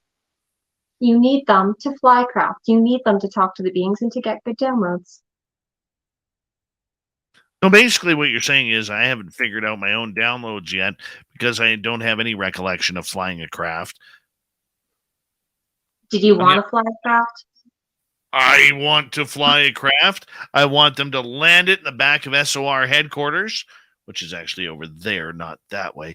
All right. I want them to put it right on that flat part so I can walk on board, gain all the radiation I can take, and take off and go find a 24-hour Taco Bell somewhere in the States, reload, and then let's go for a journey. You could ask them to allow you to do stuff like that, if it's that important to you. In the same way where I ask them to either increase my contact if I'm feeling lonely, or to give me a break and leave me alone for a couple months if I'm feeling frustrated, and like there's too many ET things on top of everything else right now. You have a relationship with these beings. Otherwise, you wouldn't have had contact with them. And so you are, to some extent, able to put in requests with them about what it is you'd like. But you do have to tell them when you see them, I'm remembering my contact, and I would like to establish a deeper relationship with them. Well, you know what? We'll see where it goes. I'm dealing with the green-eyed dude now. That's what I'm dealing with, the green-eyed dude. What's that? I thought I told you about that last time I got taken a few weeks ago. No, we haven't talked in the last couple weeks. But you'll have Okay. to tell me everything. Gray alien Mhm. with bright green eyes, like the green Oh, color on our screen. nice. Not black eyes, green eyes. Showed me 3 triangles before I had the gravitational pull.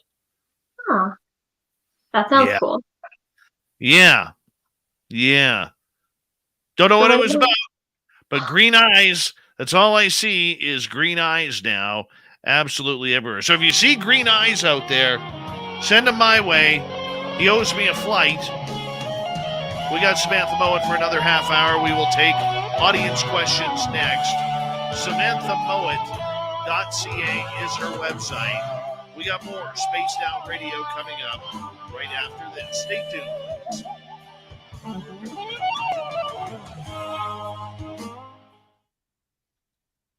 All right, we're clear. No, you never told me that. Like, I've only talked to you once, like twice in the last month, and one time was like for like 5 minutes, and the other time was for like today. So, no, you never told me. All right, so I went to bed. Yeah. All right, and my being taken always starts off as a dream. Yeah. Always starts off as a dream. And I'm in front of this ugly BC box house. Okay? Yeah. And and you know the single driveway that goes into the carport light is on, and I'm standing on the edge of the driveway before the carport with the owner of Skinwalker Ranch, Brandon Fugel, and him and I are having a conversation. Next thing I know, I hear rustling in the trees beside the carport, and I turn and look, and this gray sticks out like this, but he's got the bright green eyes, and I've never Aw. seen the green eyes before. Hmm. And I said to Brandon in my dream, because I'm gonna call it a dream, that oh God, they're gonna take us tonight. And then I turn back to the gray. He shows me 3 pictures. Okay, this is the first time I've ever had pictures. One is of a black triangle at night with each corner lit up. The second What one color? is a black, or the white Here lights. we go. Okay, the second one, black triangle with white lights, except it's evening. So the first one is facing, the second one is turned, the third one is blue sky, silver triangle, no lights on, like a metallic silver. Hmm. Yeah, no lights on. And as soon as that third one came, I turned my back to the gray because I'm like, if I turn my back to him, I'm not going to go. And that's where I felt the gravitational pull towards him. And I started yelling, "You're not taking me. You're not taking me. Told you you're not taking me." And then wake up in the morning, and where my head was in the back of my head is now pulsating again. Aw. So I love it. I don't know what the hell all that means, but I think I know what it means. And I got aliens again. That's good. You wanted them. You asked them Well, to come back. I know, but what's the green eye thing? It could just be their natural eye colors, Dave. You know the black covers are just covers like sunglasses. Why does it matter if they have green ones? It could just be helping him. Maybe he has an eye condition. Or maybe they're just his beautiful eyes. They were kind of beautiful. Do you Just remember weird. when you were looking at Danny that one time I was in your house when we were in Mission and you saw him having like really glowing red eyes? It's Yes. just their eyes can change color depending upon what they need to do. Ah, It's just mood eyes. That's all. wonderful. It's like wearing a mood ring. Those are pretty cool. I gotta stick my finger up ass to give you the green eyes. How's my mood? Oh my God. Okay, that works too. Have you drawn out like the angles and everything else yet? That way you don't forget. Oh my God. Oh, wow. Dirty Filth, you wrote that one down, didn't you? I'm not judging you. Dirty Filth has a whole catalog of things I say stupid that he writes down for future cartoons. Nice. Whatever, Mhm. Dave. It's funny. It's not That a big was- deal. Mhm. That was funny. I just need you to repeat that again so I can match it to my notes because I was totally taking notes. So just repeat that and I'll Okay, counter. I said, do we have to stick a finger up the alien's ass? All right, in order to wear it like a mood ring, so its eyes change color to see what mood we're in. I'm not doing that. No. I've got those exact notes already written. Thank you, buddy.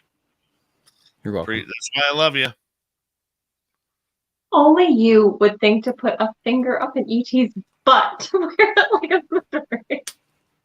Hey, you got to do what you got to do, right? Remind me to keep my hybrids away from you. Hey, if their eyes are going to change and I've got to tell my mood whether or not I got high blood pressure going on, I need to know. Thank you to Laura, Chris, Phil, T2E, D. Cohen, and Trisha for the super chats tonight. Let's rock this out, and Mood Ring Aliens on sale at the Spaced Out Radio store in about 15 minutes. Here we go.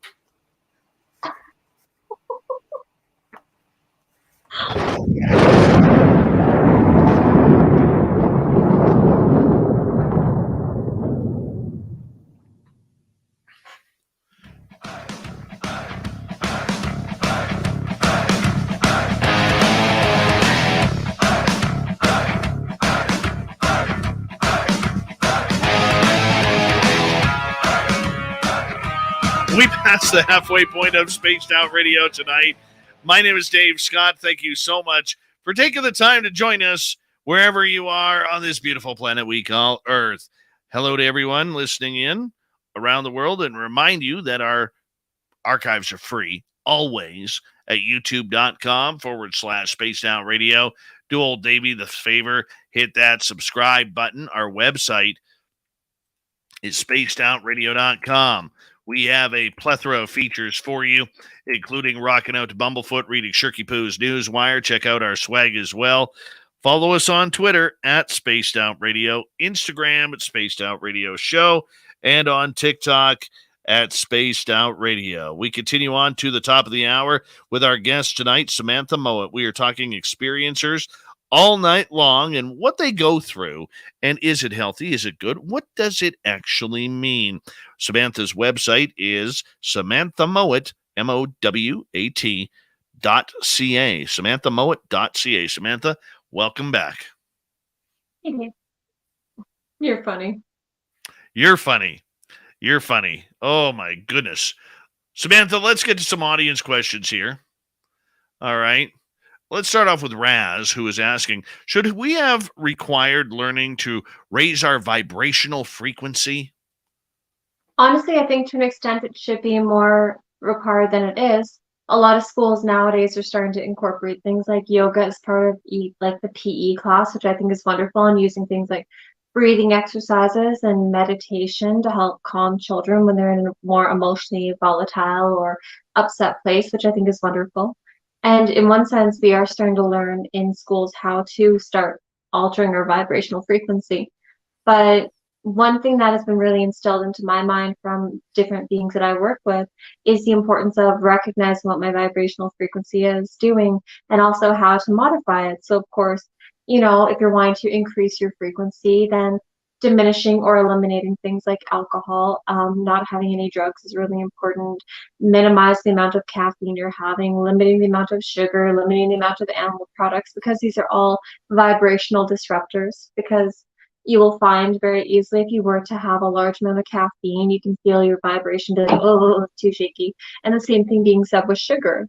And, when you start to have things like animal products, we're ingesting quite literally the aura or life essence of another being into our body, and then we're having that slower vibration kind of being emitted out of our aura, kind of going outwards, which is a little bit more challenging because it then makes it harder for us to have a higher frequency and to hold on to that frequency for a longer period of time. Okay. Let's get to another question here. This one comes from Sovereign. Are there stationary airships in certain areas? Are they there to control the affairs of an assigned territory? Are there more malevolent, demonic variety controlling places like ghettos?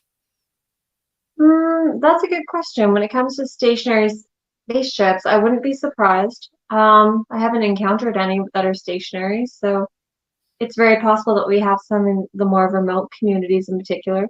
Some cities will have larger craft that are over top of them that have cloaking around them.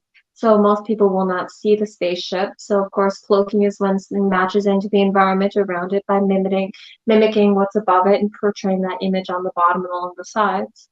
So it is very easy for these ships to cloak and hang out in a stationary capacity for longer periods of time over things like cities or over the mountains or in the ocean. I would imagine the ocean's a very common place for craft to be stationary for an extended period.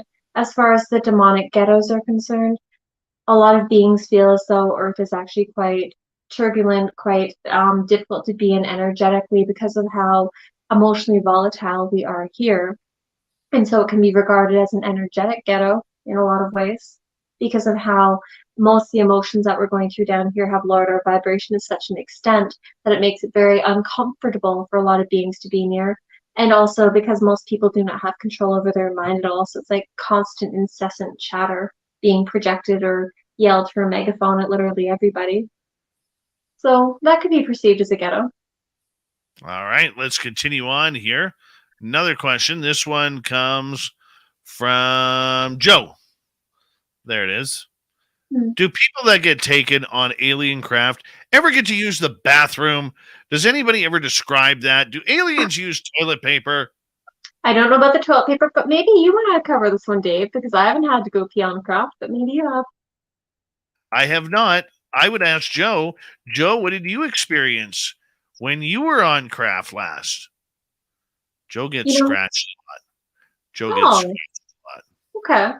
I haven't seen toilet paper on craft, but if you have to use a bathroom when you're on craft, one would probably just manifest on the side of the wall, and then you'd be able to have the wall just closed behind you.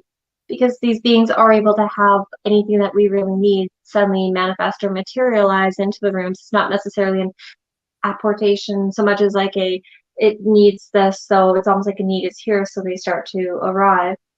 When I've been on craft for an extended period of time, I don't have recollection of going to the bathroom. And when I've been in the personal quarters of many ETs, I don't recall seeing bathrooms, but I've never asked about them either.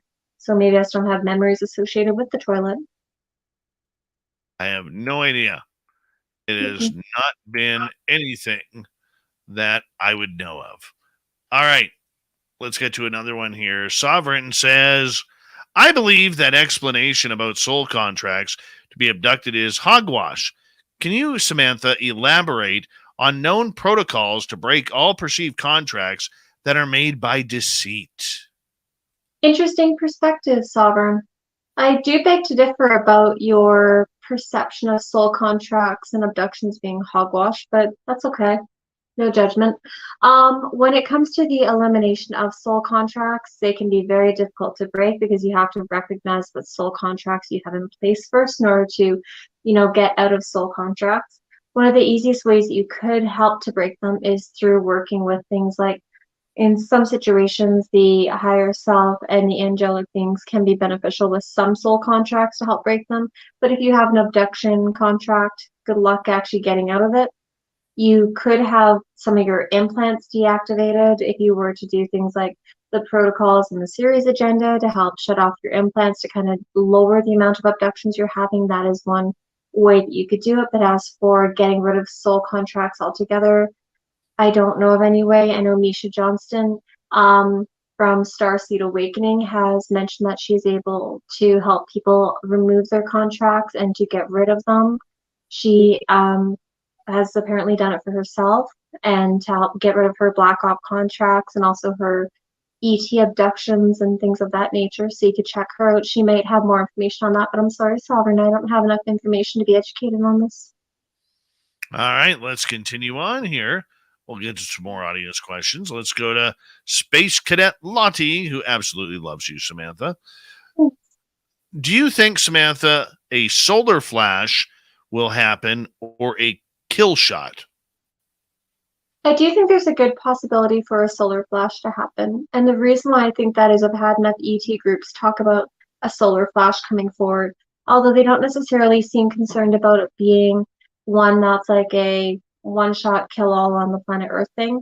They haven't mentioned concerns about that. They have mentioned if there are any problems that are either happening on the Earth or from external sources that my family be taken off, and that could be part of what they're making reference to.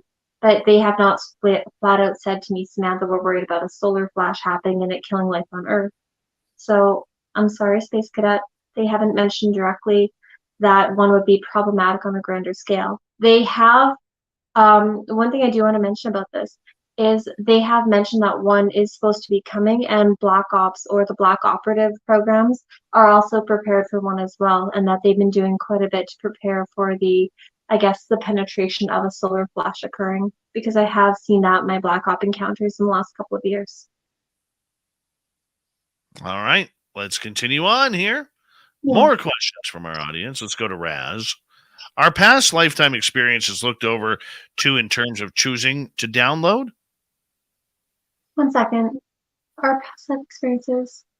What do you mean by that? Like, I'm just trying to understand the question, Raz. Dave, what does he mean? That I don't know. Let's go to another question, Raz. When would we be ready to upload after a much higher frequency has been achieved? So I'm assuming you're talking about receiving downloads. So when you do start to alter your vibrational frequency, it actually increases the size of your aura, which means it increases the flexibility of your aura, as well as your ability to sense or feel more subtle vibrational frequency ranges. So with most people, what happens is their aura is actually very close to their body. And as you increase in frequency, your aura tends to get bigger and more sponge-like. Think of like becoming more jello-esque, where it can kind of be more sensitive to subtle vibrations occurring around it. And so as you do start to increase your vibration, it does take a lot of work. You can't just sit down for a half hour and have your vibration suddenly be really, really high. It doesn't work that way very easily for humans. And so we do have to make lifestyle choices, mental choices, and emotional choices to help do things to increase our frequency. So things I'd recommend doing, and believe me, this is interconnected, meditation, Tai Chi, yoga, really good. Also some sort of hard activity, running, karate, swimming, something to actually like give you a good sweat to help get you out of your head, to really help you kind of increase your heart rate, and then so it can be lowered after that, so you can be in a calmer place. And of course, dietary changes are very necessary. But once you're in that more relaxed state, this is just to help you get more accustomed to being in a higher vibrational state. By the way, once you're actually more accustomed to these frequencies, you can still do these things, but it'll be much easier. But just getting into the patterns of the higher vibrational frequency, it often takes overcoming, our mental blocks, our physical blocks, our emotional blocks, because quite commonly emotional baggage can prevent you from having a higher frequency as well, because lighter emotions tend to go towards the lighter frequency. Heavy emotions, anger, lust, resentment, frustration, sexual frustration even can cause you to stay in the lower base emotions. Same with depression, addiction, stuff of that nature. So getting past those things can inhibit you from reaching the higher vibrational states. So when we say it's lifestyle as well, that's part of what we're talking about. Once you do those things, though, you can actually very easily channel a lot of these beings and, have astral encounters with them, have physical encounters more easily because they'll have a stronger interest in you. They'll see your vibrational field because they are able to better recognize their vibrational fields and be like, oh, look at that. Raz's vibration is really big and really bright. Ooh, who is that? Let's go see them. Let's go interact with them. Let's go abduct them and try to talk to them. So it does kind of put you on their radar a bit more when you allow yourself to be in those higher vibrational states. And then they have more interest in you. Excellent. Samantha Mowat is our guest tonight on Spaced Out Radio. Let's continue on.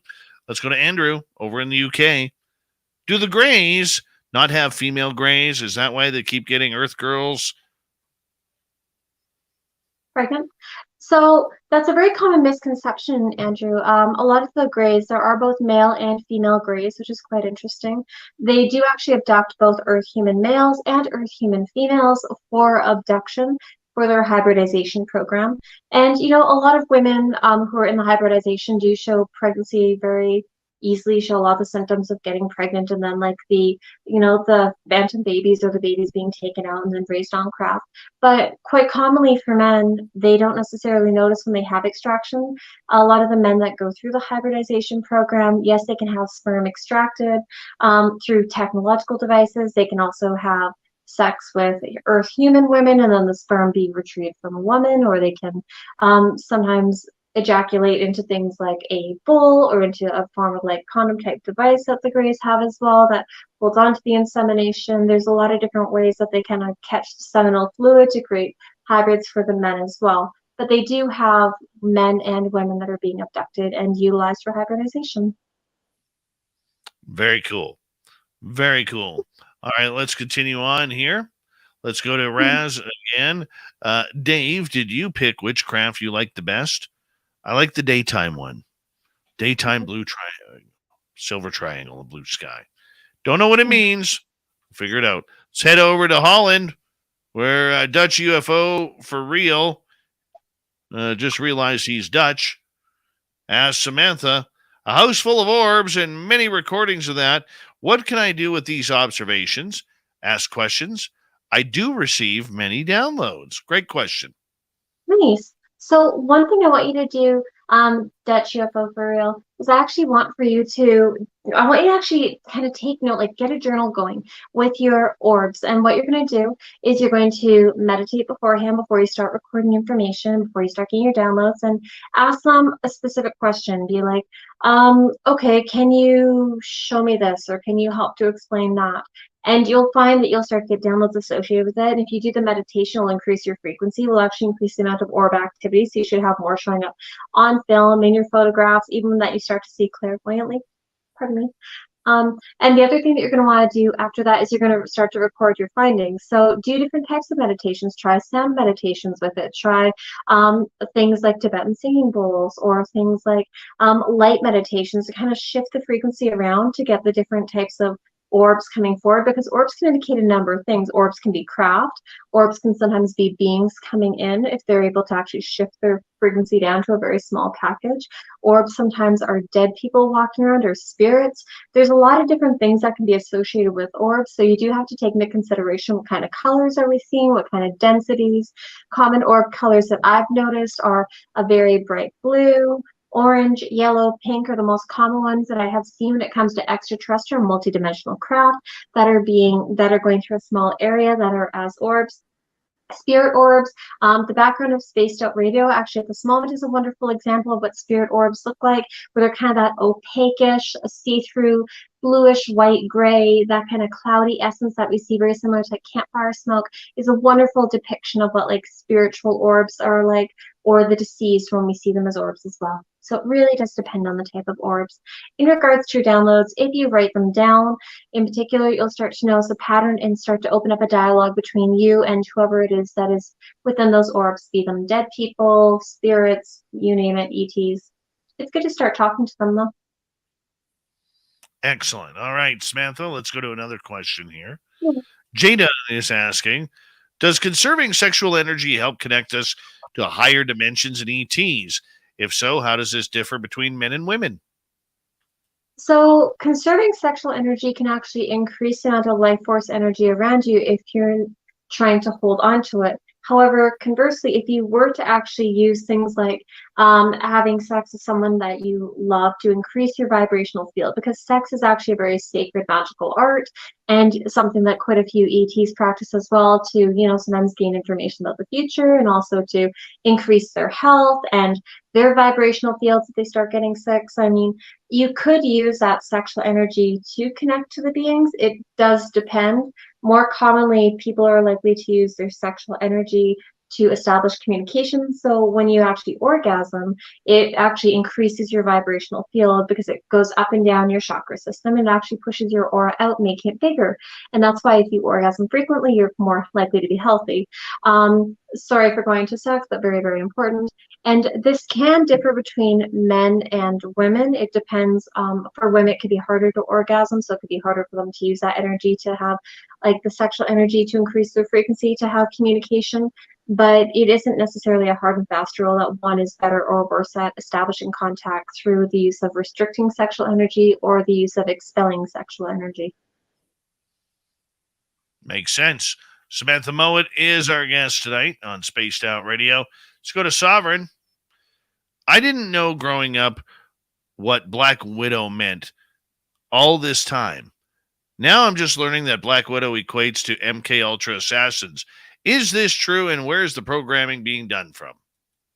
So Black Widow is an indication of assassin programming, but it is also an indication of other types of programming as well. Because if you'll take into consideration, what does Black Widow do? She uses her sexual energy, so it tells us she probably has things like kitten programming, which is, of course, if I'm not mistaken, this moment, beta programming. But we also see the other different types of information coming forward as well. So we do see the forms of like the ability to, she kind of switches, alters her personalities quite quickly. This can be done in a number of different ways. Quite commonly, these people go through these programmings when they go through 20 and back. So that means being abducted at a young age, typically in elementary school or high school, and then being trained, and then eventually, well, being gone for like a multiple year stint, and then brought back to the point of abduction, the initial abduction. And that's after going through mind wiping. It is more common for people to go through that, where you are abducted at a younger age and then go through these programs and levels of programming, and then do your service, so to speak, and then be mind wiped and then brought home. So it can be done in the astral, but it's more likely to be done in the physical. And when you're looking at this, it can be done at deep underground military bases, or in some cases academies, which is almost like these training facilities that they have. And those are actually found in quite a few cities around the world. And that's one thing I've found with a lot of my clients, is that quite a few of them have gone through the programming. Because quite a few of the people that come to me, most of them are contactees, experiencers, whether it's MK Ultra, satanic ritual abuse, whatever, things of that nature. Those are more the type of people that I tend to interact with and deal with, or people that have gone through these levels of programming. And most have either gone through it at an academy or at a deep underground military base. It's not like you just get picked up from your high school every day after school and then you're gone for like 3 hours here, 4 hours there. You're more likely to be taken for a 20 and back, and the memories come back with time. Do you think you're 20 and back? Which one of my 20 and backs? I've had a few of them. Most recently? I would say my most recent one has been since my youngest child was born. And the reason why I feel that is I've seen both my kids within their 20s, and I knew I was at about my late 40s, early 50s. So God, that makes me so old. Makes me so old. I hate it when you talk like that. But thanks. Vin Man. Yeah. We got 2 minutes to go. We got 2 questions. Vinny wants to know, do ETs use that sexual emotional energy when they harvest? Sometimes, yes, because some of them use it as loosh or a form of food source, because some of them feed off of vibrational frequency. Depends on the group. And finally, last question of the night for you. Space Cadet Latte. Can military abductions be stopped? Can secret space program contracts be broken? Some people think they have. However, from what I've come to know, Space Cadet Latte, I don't think they can. I think these are programs that when you're in them from birth until death, and they follow your bloodline. And if you choose to incarnate back on Earth, well, they're going to know where you're incarnating. And the reason I think that is I know that my grandfather is going to be dying soon, and he has chosen, with my main handler, the general, to decide to reincarnate back into our bloodlines, rather the daughter of my daughter or through the daughter of my sister. So, no, I don't think these can necessarily be broken. Sorry. Samantha, do me a favor. Tell everybody where they can watch your YouTube videos, get a hold of you, your website, etc. Sure. So SamanthaMowat.ca is the easiest way to really learn more about me. Samantha Mowat is how you just YouTube me, Google me. I'm pretty easy that way. If you have responded to me looking for readings or anything in the last 2 years, it's not personal. I've taken time away from everyone dealing with family issues, and I'm hopefully going to be back to work by the end of the year. So there you go. There you go. Let's sneak in one more question. This one from 2 questions here. We got like 50 seconds. Skywatcher wants to know, do senior people ever get contacted or receive downloads? Yes, all the time. If you are born to a bloodline that is a contactee bloodline, you will have contact from birth till death. Downloads are happening all across the board, regardless of age. You could be an infant all the way through 90s or even your hundreds, and if you are someone who's awakening, you will get downloads. And Dreamland is asking, are the big orange orbs that are plasma-like and translucent bad or evil entities? Who is commanding them or traveling inside? Not necessarily bad or evil entities. I have seen them commonly with reptilians, but you have to gauge the vibration of the orb that you feel. So trust the emotions that you feel when you see the orbs. If it feels safe, it's probably safe. If you feel danger, go the other way. And that's why you're awesome, Samantha Mowat. That's why I love you, and thank you for being an important person in my life and for this show. And you are once again amazing as ever. And we will talk to you very, very soon. SamanthaMowat.ca is her website. Before you go, we got to show you the cartoon. And coming up next, we're going to head to the swamp. Then Bigfoot Michigan Rob shows off his new bandana in the Cryptid Report. Okay, guys. Bye. Good night. Here we go. Hold on, Samantha. There is your cartoon. Oh my god, that's so cute. Thank you. Laundry time. That's so Notice I it's figured you'd be barefoot. I'm barefoot a lot, so it's kind of funny. I like it. It's in the woods too. That's totally my cup of tea. I'm going to go hug that poor bee. Holy cow. You nailed it, Filth. That You is nailed amazing. Thank you, Phil. I love it. That's so cool. I like the little craft too. It looks like a plating craft picking up a cute gray. Oh, Well, if you give Dave your mailing address, I'll frame it up and send it to you. Aw, thank you. I will. That's so beautiful. love it, Filth. You're the best. That is pretty amazing. I'm fairly decent. You did a good job. Way better than I could ever do, so I'll take it. Perfect. Mhm. Perfect. I think so. Dirty Filth is blushing in the background right now. That's why his microphone is off. Aw, you did a good job. It looks so cool. Yeah. It's so I don't belch or anything, Dave. Come on, you know it. Yes. Samantha, my dear, we will talk to you soon. Bye, Dave. And Thanks, girl. much love. We'll call you soon, okay? Sounds good. Night, guys. All right. Good night. Dirty, you are talking to your audience here. Tell them the inspiration, and I'll be right back. Well, Dave said if I drew a cartoon of Samantha Mowat trying to get some tackle an alien of some sort, he would buy me a pizza. So now Dave owes me a pizza. Never said anything about pizza. Well, now it's just here. You're supposed to be outside, Dave. Go outside. Jeez.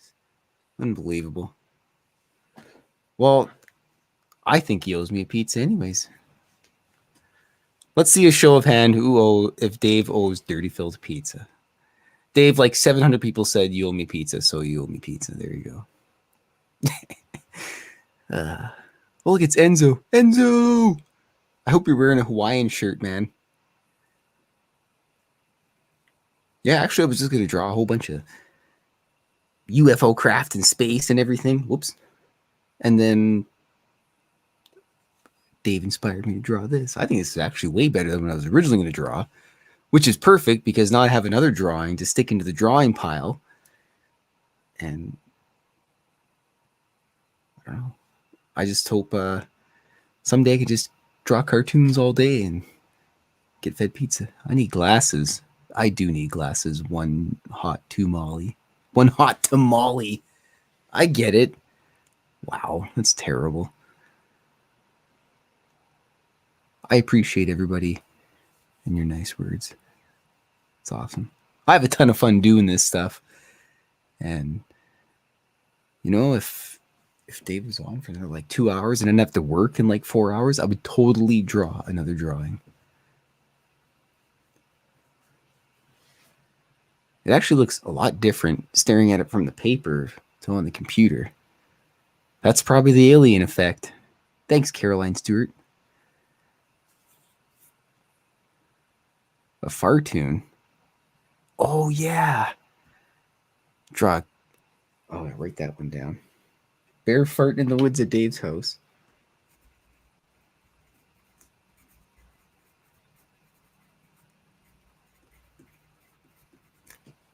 See, if I had a time machine, I wouldn't use it to go forward or back. I would just stop time. If there's a setting on it to stop time, there's got to be. It's a time machine. It can do all three things, you'd figure. And I would just draw like a billion cartoons. I'd be in a set of stasis for a while. Nicholas Shaughnessy.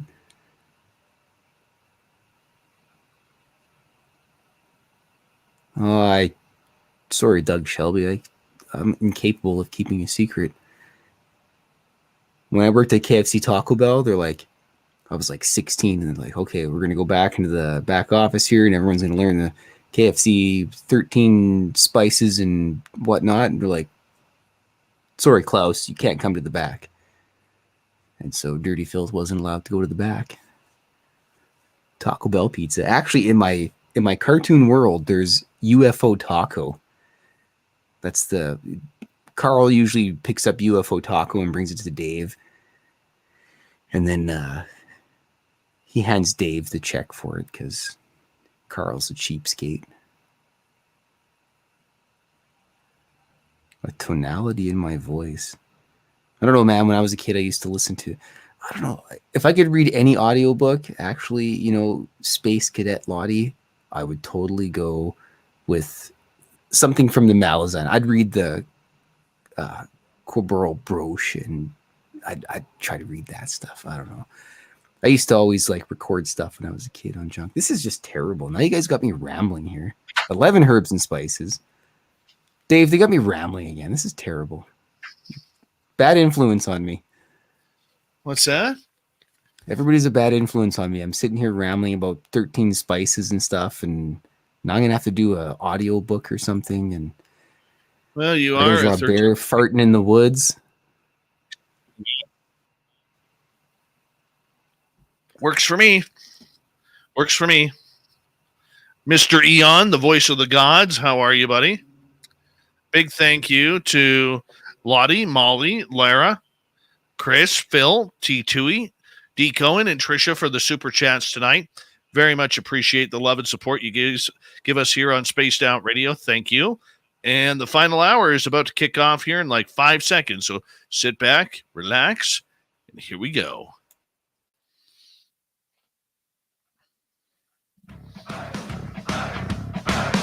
Would you like to connect with us? Head to spacedoutradio.com for all your latest show info. Now, back to Dave Scott and SOR. Third and final hour of Spaced Out Radio is now underway. Thank you so much for joining us. We very much appreciate earning your listening ears wherever you are on this beautiful planet we call Earth. Hi to everyone listening in on our terrestrial affiliates around North America, digitally on Odyssey Radio, TalkStream Live, and KPNL. All of our archives are free. Join us at youtube.com/Spaced Out Radio.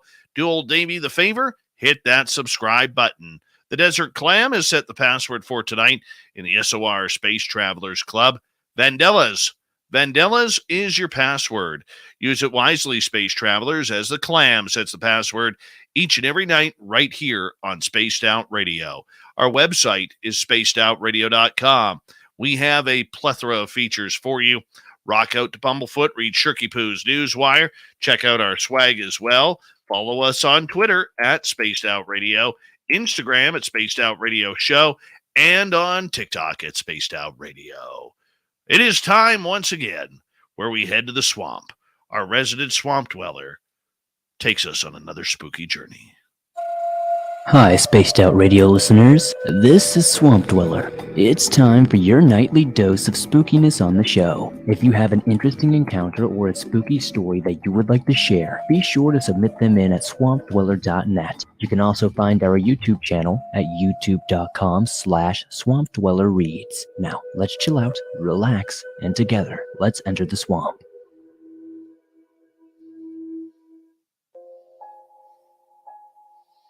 I used to work at a local coal mining company on the Navajo Reservation as an operator for a coal haulage crew. I drove haulage equipment, and it was one of those Crest 240-ton coal haul belly dump trucks. If you've seen those trucks, they're pretty huge. They're about 2 to 3 stories high and about 1/3 length of a football field. They're massive. I remember that I was working the night shift, which started at around 11 p.m. Before we started the shift, we were required to do a pre-start inspection on our equipment. I walked around my truck and I went to the rear of the truck, lowered the stairs that gave me access to the engine bay. I walked up the stairs and started my inspection. I found a pretty bad coolant leak on the truck. I climbed back down and went into the cab and called my haulage supervisor. He answered me and I asked if I can drive the truck back to the main shop for repairs. So I left the ready line and drove the 6 to 8 miles back to the shop, and I called the shop maintenance supervisor, and he instructed me to drive around the back side of the shop and park the truck there. I drove around the shop, parked the truck, and I wanted to see how much coolant I had left. I climbed back down from the cab, walked over to the back side of the truck, and lowered the stairs. I checked the coolant level, and I had significant loss of coolant. I called my supervisor over to the radio and asked him to pick me up. As I started to walk away from the truck and towards the shop I had seen it, it was black, like a bull mastiff. It walked weird and had patches of tan fur missing, blotches of black skin, and its head was massive. The head was as large as a pumpkin, and it bobbled like it was unbalanced. It had unnatural look, like nothing I had ever seen. This thing walked on all fours and was about 4 to 5 feet tall. It was about 100 feet away and it was walking toward me. My first instinct that it was a sick dog, mange-infested and malnourished. It continued to walk towards me, and I thought this sucker might be sick and have rabies. I took out my flashlight and shined it right at it, yelling at it to stay away. It continued to walk towards me. It was then that I noticed that it wasn't alive. Its eyes did not have a reflection. Its eyes were black and solid. It wasn't natural. I reached for my pocket knife and yelled at it to stop, and I drew out my knife. It stopped. By then it was about 20 feet away. I was still walking towards the shop in a parallel. I never looked away. I thought it could attack me. By the time I got to the shop door entrance, it started to walk towards the east. I went inside and got to the shop supervisor, and we both came out. It wasn't about a minute later, but it was gone. We walked to the east and my supervisor just drove up. Now, there is only one way into the back side of the shop and my supervisor should have seen it, but he didn't. I explained to him what I seen and he said that he didn't know what it could be. My supervisor said that it could be a skinwalker and that it usually was seen around the shop. The rest of the shift I stayed with my supervisor. I think he was scared too. I wasn't scared, nor did I go into shock like some people describe. But it was an experience that I will never forget. When I was about 11 or 12, we lived in a small house made of mud and stone, a lot like our house now. It was 2 of my brothers and I in the house. Everyone else had gone to James' feast and left us to tend to the sheep. We were getting ready for bed when we heard the dogs going crazy outside. Thinking it was nothing more than coyotes howling in the distance, we told them to be quiet. We began to drift off into sleep, and the dogs would not shut up.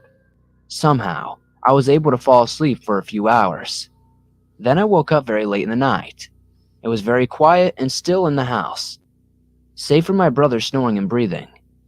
I realized I needed to use the outhouse to wake up my brother to take me there. He teased me about being scared, which I certainly was. We went out with our flashlight to the outhouse. The dogs began with their crazed barking out in the sagebrush, going from one place to the next. My brother went first and I waited for him outside. While waiting, I tried to follow the dogs with my flashlight. Suddenly, there was a very loud whine from one of the dogs. Then everything went quiet again. It was really too quiet for that time of year. Not even the sheep were making noise. Suddenly, I heard a few of the dogs going completely mad by the truck. When I looked over, there was this man. He was unbelievably tall, leaning one arm on the cab of the roof truck. He was looking at the dogs for a little, and then suddenly kicking one of them. They all scattered in different directions. The thing looked up at me, and I saw its face. It had a pure white face like a full moon, 2 burning red eyes, and a slight smile that was pure black. I could not move or make a sound. It began to walk toward me with long strides, until it finally towered over me. All I began to see was a dark red, like a color of blood when you cut the throat of a sheep. I kept getting deeper and deeper into its eyes. I can faintly hear my brother coming out of the outhouse. With this, the thing looked up at him. Reality came rushing back to me. I noticed that my brother was too distracted with his buckle to realize what was going on. I also noticed this thing's long hands hovering just inches from my head. Its skin was black ash, and he smelled like a bloated dead animal in the summer. I was still unable to move or speak. The thing moved and went towards my brother. Finally noticing this figure, my brother became paralyzed as I was. Closer and closer it drew, reaching an arm out towards my brother's head. Something finally snapped in me, and I became unbearably angry. I broke from the trance and lunged at it, raising my arms like a wild animal and baring my teeth at it. A growl came out that I never knew I could make. I became more and more angrier at the thing that it was trying to hurt us. It kept that smile at first, but the angrier I got, the more the smile faded. Finally, with everything I had, I began to make a primal roar at it. It fell backwards and ran away into the night. Looking back at me, its eyes were dim and dull. Its smile was gone now. The next morning, my family returned to the feast. After relaying my story to my parents, they quickly went and hired a medicine man. Thank you to the Swamp Dweller for taking us on another spooky journey tonight. As we always love the Swamp Dweller here Monday through Friday. And you can listen to your own stories that he has by going to youtube.com/Swamp Dweller Reads on YouTube.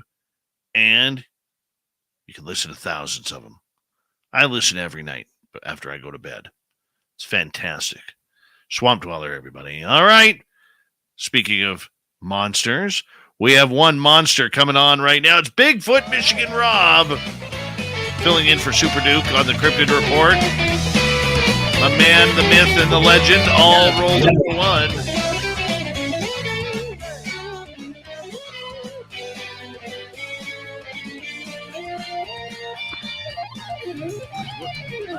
Wearing the blue bandana, height unknown, weight unknown. Bigfoot Michigan Rob, how you doing, buddy? Hey, Dave, I'm doing great, man. Doing great. I have all these. Look, I gotta show you something. This is all my cleaning, right? And now these are all bandanas, right? I'm not gonna go through them all. That's just one stack. I got another stack here. Again, all multi-color. I mean, I got some over there. I got to go do some laundry tomorrow. I even got one that's laying here. I mean, they're all over. And, I tell you, I love it. Chores tomorrow, my friend. I love it, buddy. It's good to have you back. It's been a while, but we're glad that you're here. No, yeah, thank you very much. And I'm glad that I had the little hiatus because it's allowed me to compile some, when I'm called on in a pinch to help out. I've compiled a bunch of some reports, and I've also started I have email encounters on my channel. I got subscribers email encounters from Michigan or all around the world into me that I've been reporting out on my channel. So I've got a lot of data. I got scary stuff. I got just boring stuff. I've got it all. So anytime you need me, my friend, I can certainly help you out. Let's do it. Let's do it. What do you got for us tonight, buddy, as we got you till the bottom of the hour? So 2:17. Okay, cool. Well, you know what I'm going to do? I've got about 3 or 4 short reports. So what I'm going to do is I'm going to do one of my subscriber encounters, if you don't mind. It's a cool one. It's in the state of Michigan. I think everybody will enjoy it. And this took place about 10 years ago, it says here. And I'm just going to go right what the person sent me, if you don't mind, Dave. Hello, Rob. Hello, Rob. I've been a subscriber for some time now, and I've been very reluctant to tell this story. I did find it refreshing that you welcome all stories, regardless of how far-fetched they may sound, and I appreciate your welcoming manner. This account took place 10 years ago in Wexford County, Michigan. And Rob, as you well know, this is the dogman capital of our state. However, I am not sure if this is a dogman or a werewolf. I understand that when you read this and it says werewolf, you're going to disregard it. You're not going to air this. But what I'm about to tell you is what I experienced and want to remain anonymous.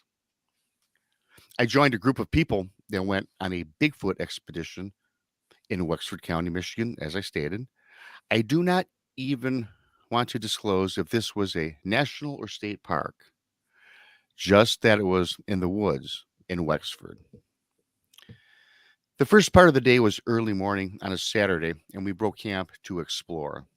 There was a group leader and 2 additional members accompanying us into the woods.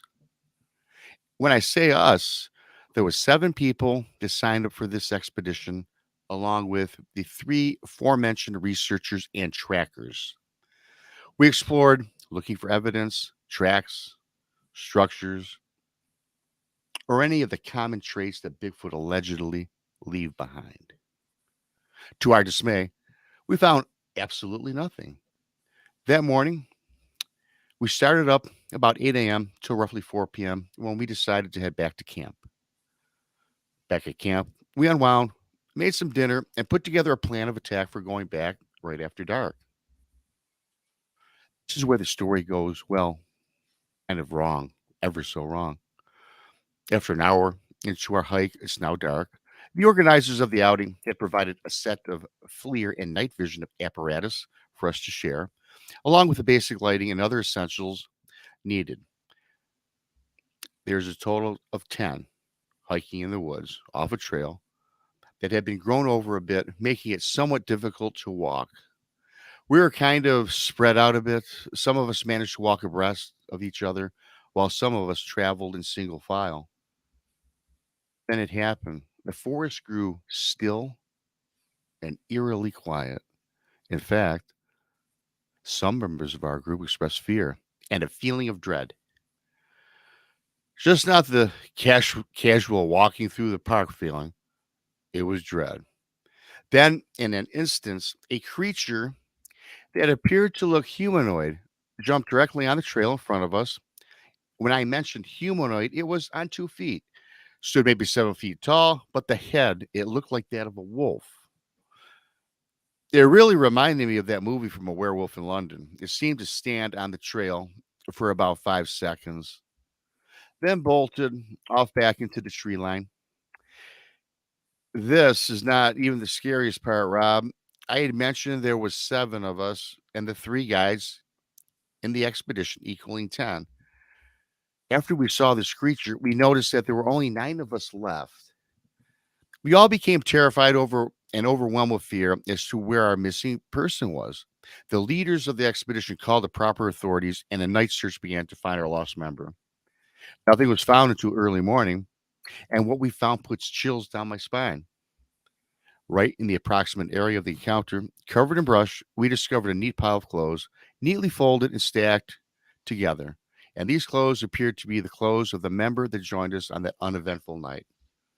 I do not know what happened that night, nor what happened to our lost explorer. Did he turn into a werewolf? Well, I don't know. I told you, Rob, this story is surely out there. I hope that you read it to your audience. Signed, Ronald. Very cool. Very cool. You know, that's got a lot of, to me, you know, go ahead, Dave. You can feel the emotion in that. Yeah, well, from this person, absolutely. And, you know, you hear about these 411, you hear about the last person and the end of the line that end up disappearing too, right? I mean, what do you correlate this? Something jumps out in the middle of the trail, a humanoid, a werewolf, said had a werewolf looking head. There's a missing person, neatly folded clothes. I mean, this has all the elements of, yes, having an encounter, has a little David Paulides in it, how he just talks about the guy at the end of the trail ends up disappearing. But the folded clothes, I don't know, man.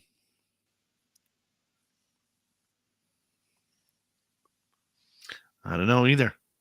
What sounds like a werewolf to me. You got another story for us? Yeah, well, I got some reports that I want to talk about here briefly. Mackinac City, these are really, I find these to be very cool because these all happened Mackinac City, June 2nd of 2022. person at their cottage. They find what appears to be oversized humanoid prints leading from their cottage to Lake Huron. Measuring the prints, they stand to be 19 inches long by 6 inches wide. And from the cottage, these prints go to Lake Huron and they end at Lake Huron, as if these prints just walked right into the lake. Now, for people that don't know, Mackinac City is south of Mackinac, which is over the bridge, the Mackinac Bridge. So it's within a mile. You get on the bridge, you go over. So this is lower Upper Michigan. It's surrounded by woods. Lake Huron's huge, very vast. So for this thing, for whatever these prints just to walk into it, had to be. It's strange, and I'll tell you why in a minute. Why this is strange. Another report, Mackinac City. The first one was June 2nd of 2022. So this is all recent, everybody. June 23rd, Mackinac City. Bigfoot prints. A cottage, not the same person. Appear to walk these 17 inches by 5 right into Lake Huron. And one more report, Dave, July 9th, Mackinac City. Pretty much the same thing. Large, oversized prints walking to Lake Huron. You know, I found this to be fascinating because a lot of people talk about where these things live, where they dwell. I'm thinking maybe, is there a tunnel underneath Lake Huron that we don't know about? I mean, that they're dwelling, they're going to. I don't know. You know, we talk about living in the forest, they can hide and do this and that. This to me seems, I find it very fascinating. Like, I like to get up there, and I wish there was more detail on these reports because they're just short reports that I found. But I thought Mackinac City footprints that appear to be Bigfoot walk into the lake. Very strange, very, very it's very mysterious. We got time for probably one or two more. We got 3.5 minutes, Rob. Wexford County. Again, Wexford County, you guys. This is Bigfoot country here in the state of Michigan, July 17th of 2019. What's significant with this is the last story I told you guys about to start the show was in Wexford. This here is in Wexford. I had a Bigfoot encounter, which was 3 miles west of Wexford. Man wakes up on his property, goes to the back to his chicken coop, rummaging around. It was early morning where he sees 3-toed prints. Trying to figure out what they are, did not know what they are. He called in the sheriff. The sheriff came in, did not know what they were. Didn't see a pad, but saw 3 long toes sporadically dispersed about around the chicken cages. Now, of course, without being said, the chicken coops, all the chickens, some were missing, some were dead, surrounding the coop. And the sheriff said he'd never seen prints like this. The man had never seen anything in his life. He had lived there for over 25 years and never had anything happen to his chickens, never seen any prints like of any nature except for deer and small rodents that run through the area. So with that being said, I don't know. 3 toes. To me, Dave, I don't think 3 toes is a dog, man. I think they've got, if I'm not mistaken, 4 to 5, and they've got that pad. This just stipulates that 3 toes extended. So that's a weird one there. Don't know what that is, but it's certainly something that took care of his chickens. And we know it was not a deer. We know that it wasn't a bear. Could that have been some sort of predatory bird? You know, when you say the three toes like that, you know, it certainly rings true to me. What type of predatory bird? I mean, up north, I guess maybe an eagle, a falcon.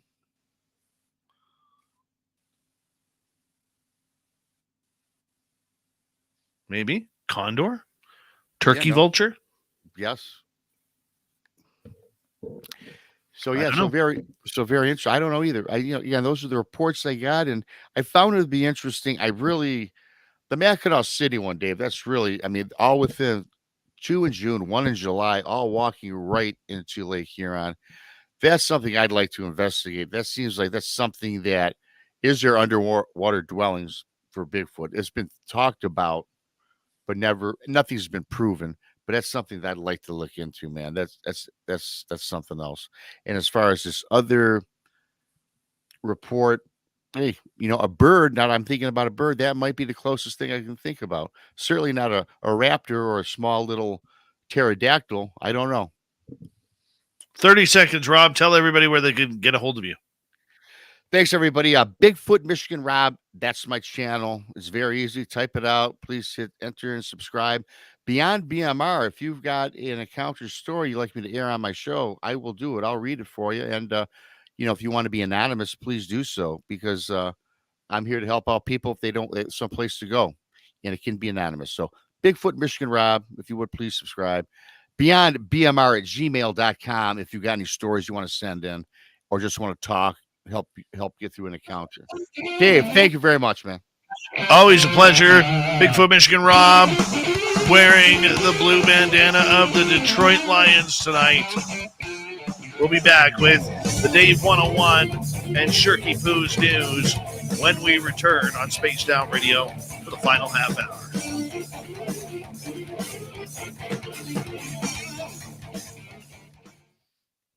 Love those reports there, BMR. Oh, thank you, Dave. Thank you. I do my best. Yeah, I'm compiling quite a bit. So anytime you need a hand, I can give you some. Some of these reports that I get, they're so short, though. You just gotta roll with them and I guess speculate on what you think it is. You know what I mean? Yep. So. No, that works, man. Yeah. So that works. Yeah. Love it when you're here, buddy. Thank you. I love coming on, man. Anytime. Anytime is BMR time. It's one thing we do know.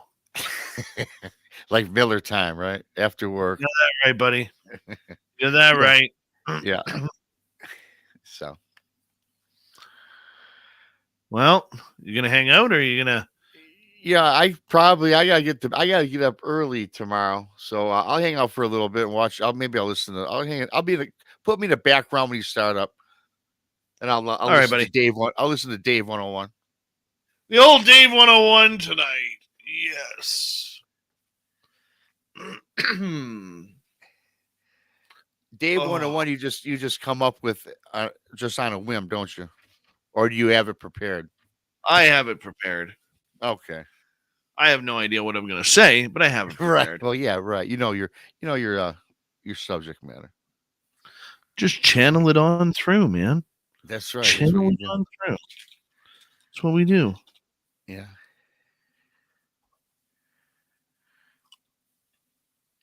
Mm-hmm. It's funny you mentioned the Lions. The Lions are on Hard Knocks.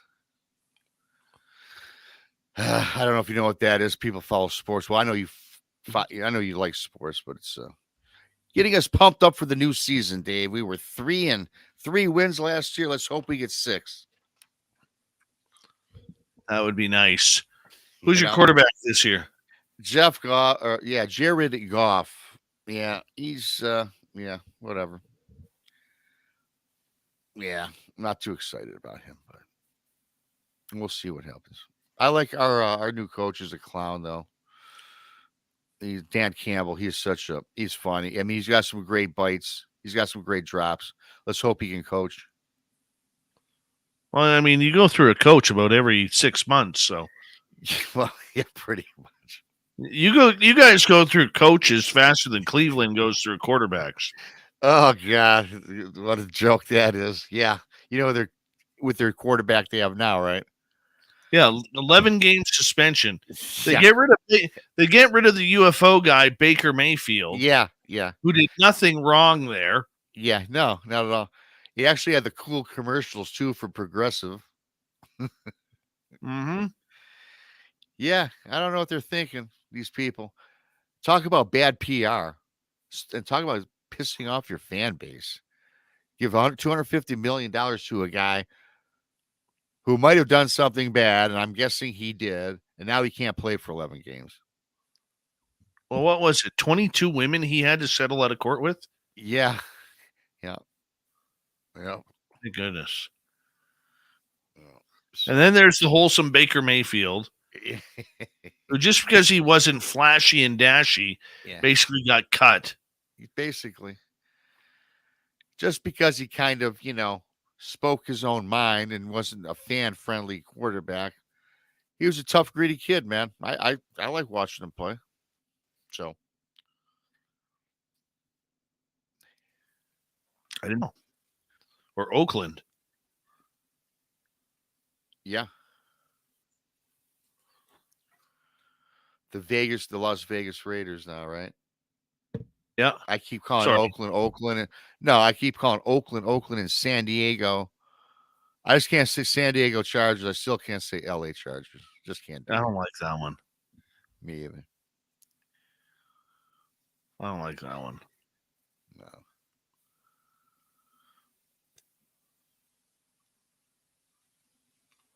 Bigfoot Rob growing that goatee out.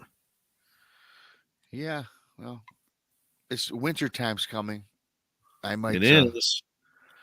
Well, for us, fall. I guess they'll be hunting here in a couple months. So I'm going tree hunting soon. I'll knock down a tree or two. very nice. How many do you knock down? That's for the winter. That's for your. I got about 2.5 cords right now. Yeah, I got about 2.5 cords. I Yeah. need about. And I'll knock down like 3-4 trees, and that'll be good for the year. Yeah, that's good. Yeah, you look tired, buddy, and I gotta send you on the back. Yeah, no, I am kind of tired, man. I'll talk to you later. Appreciate it. I'll watch the rest of the show on TV, and I'm probably gonna zone out here. Thanks.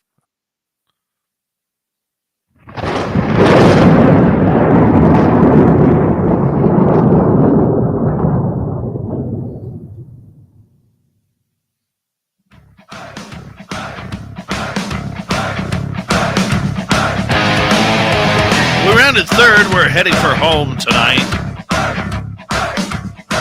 My name is Dave Scott. Thank you so much for taking the time to join us.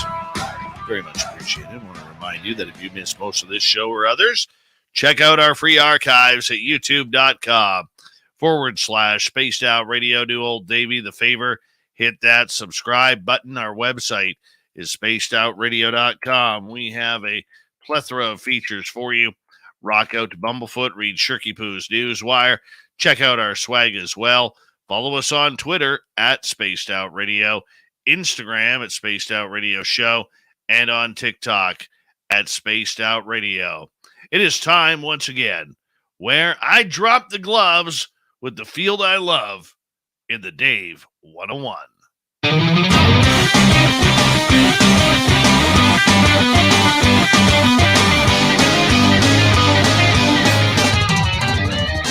It's time for Dave 101.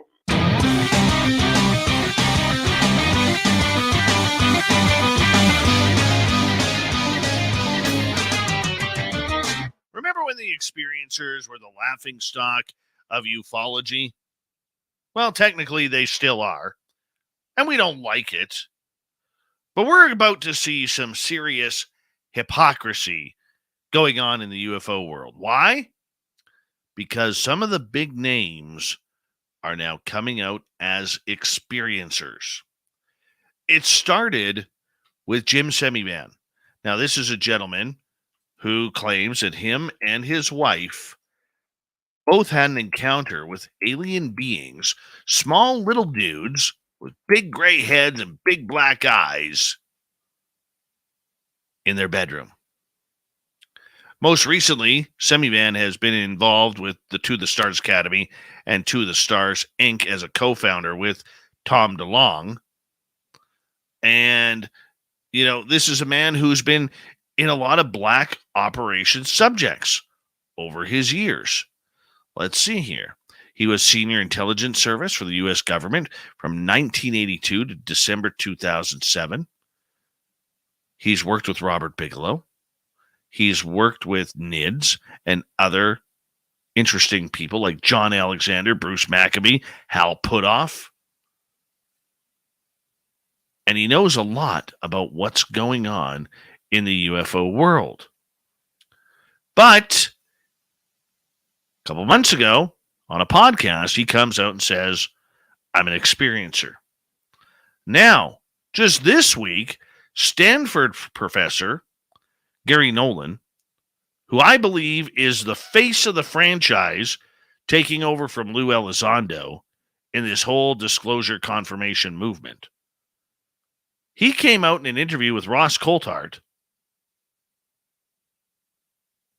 Australia's journalist who's very much covering this field, and stated that when he was a kid, he believes he had alien encounters.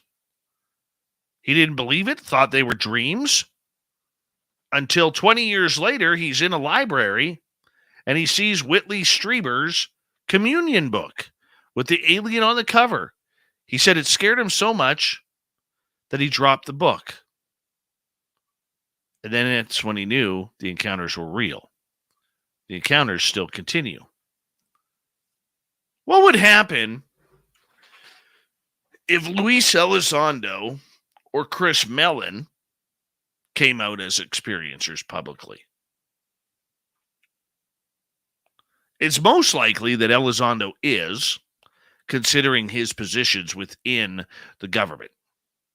Tracking down UFOs for ATIP, chasing around UFOs for Space Force now. I would say Elizondo is a major contactee.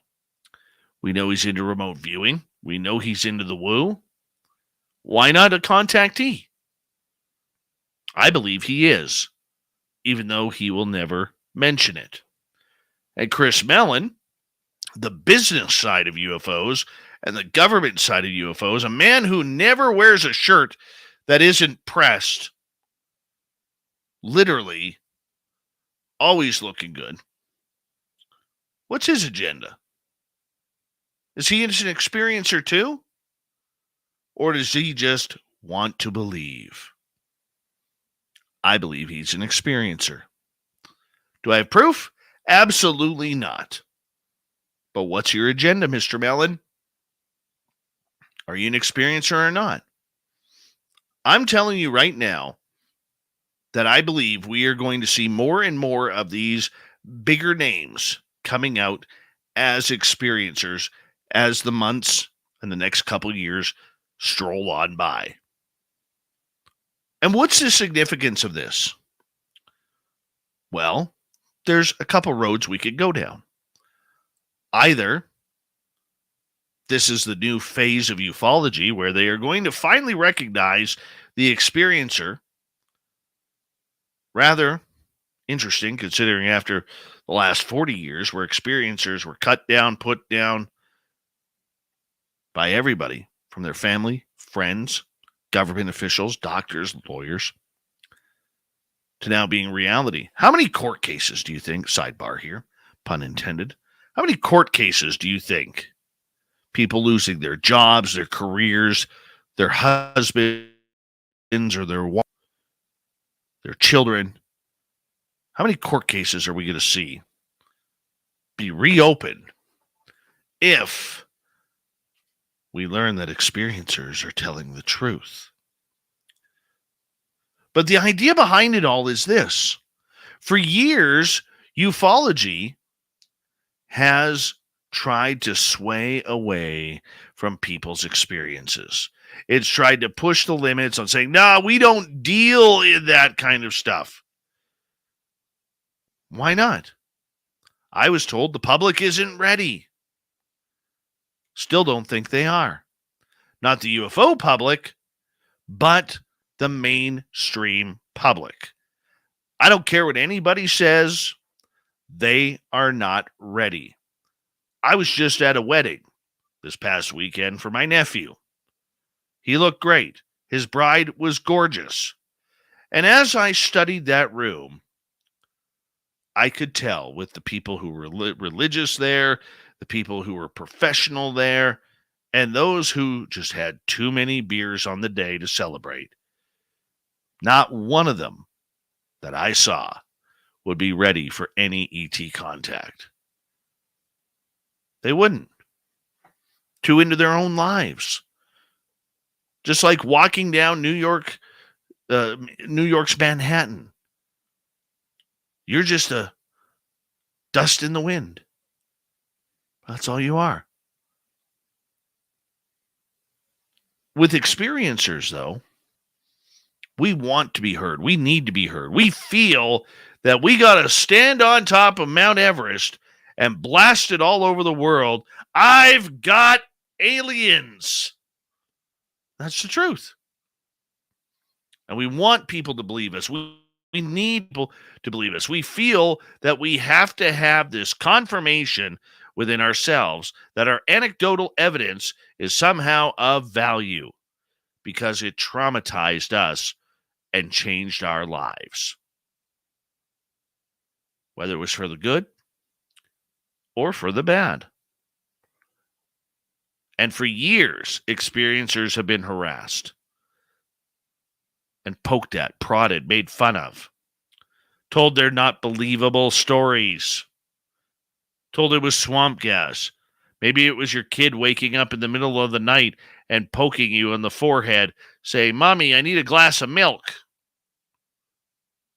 That's not the case. So the question is,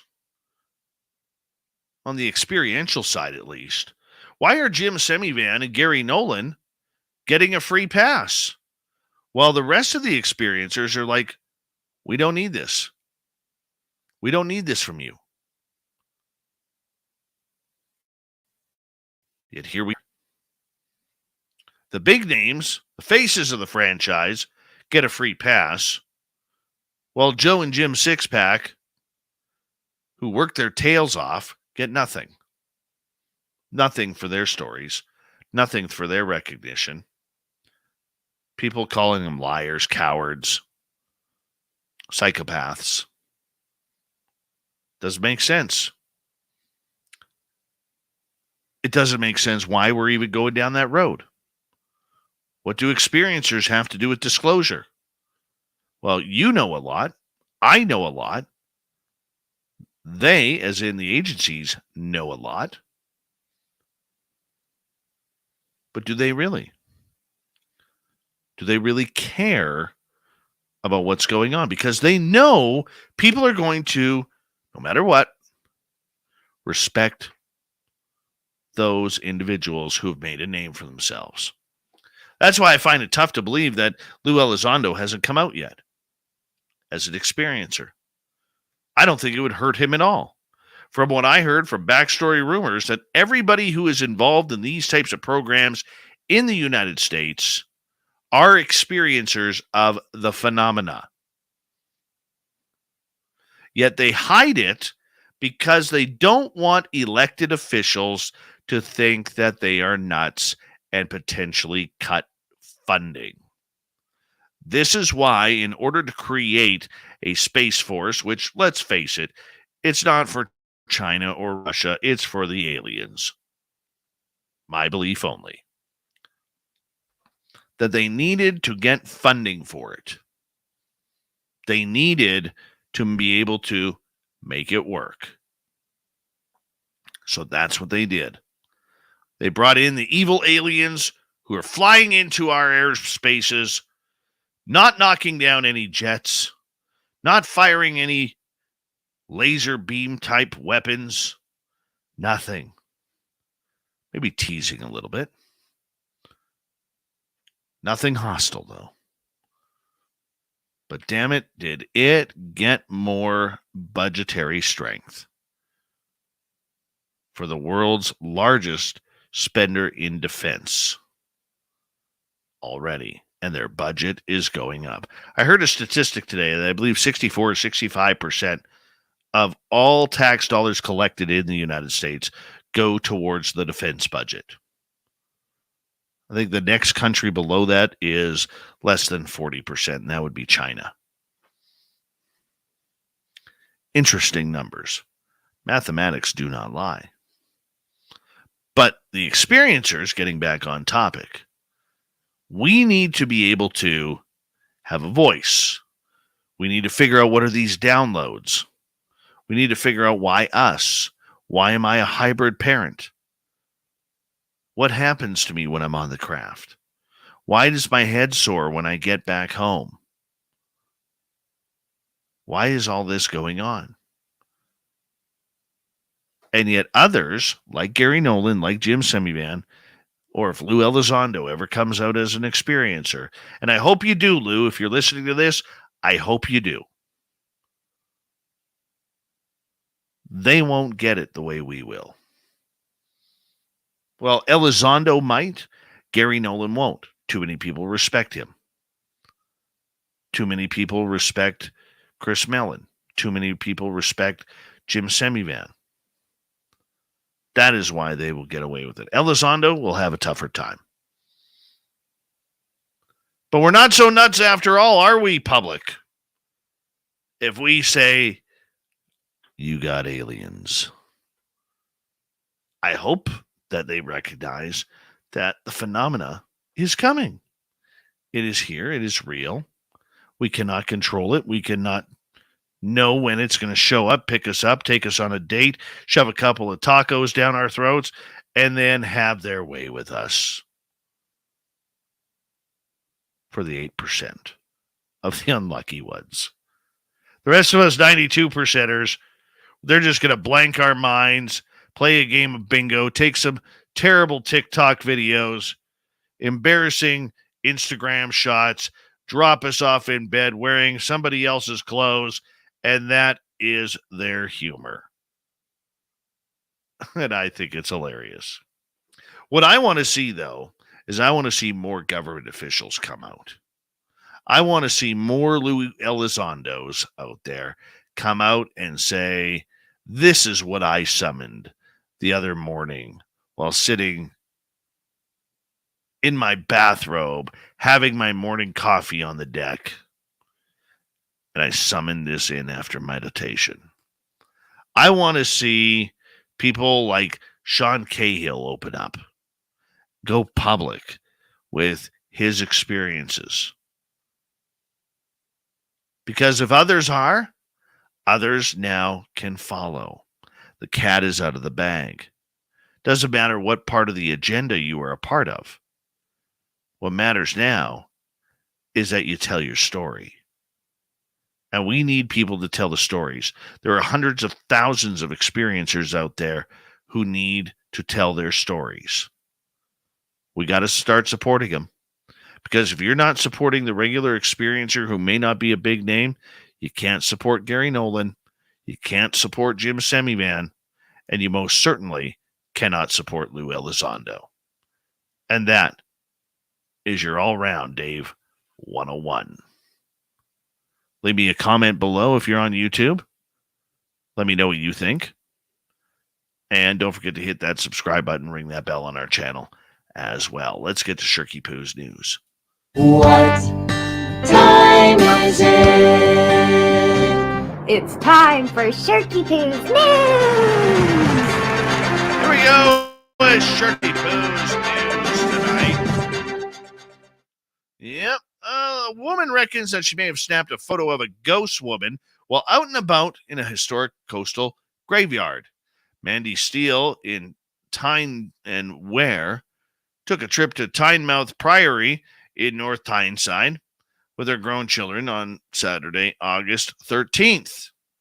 She whipped out her camera to get a few photos of the ancient ruins, but looking back after the images later, Mandy actually spotted the ghost figure of a woman dressed in old-fashioned clothing standing behind a family. As often is the case when people catch alleged apparitions on camera, Mandy said she didn't see the woman when she took the photo. And even after scanning through the rest of the shots, she didn't spot anyone wearing a similar outfit. Mandy said, "It's really odd because my daughter was also taking photos of the same place at the same time, but her phone didn't pick up a thing." Oh my. Oh my. Let's move on.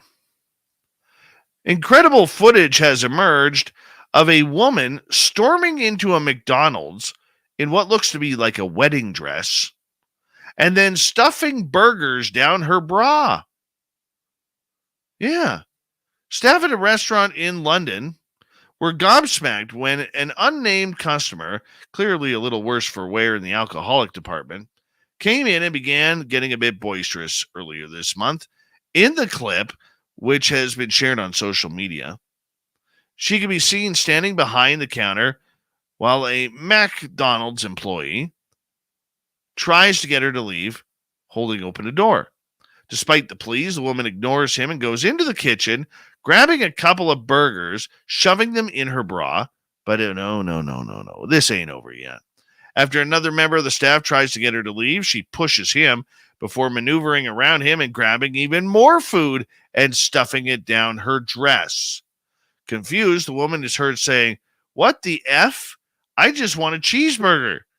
An onlooker standing on the other side of the counter then asks, "But why do you got 2 cheeseburgers on your breast, though?" To which the woman replies, "What the heck is she doing?"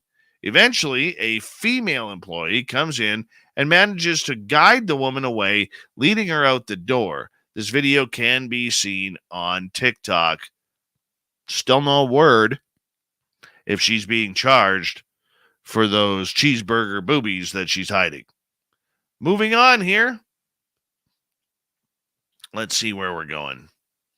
How much time we got? Let's try this one.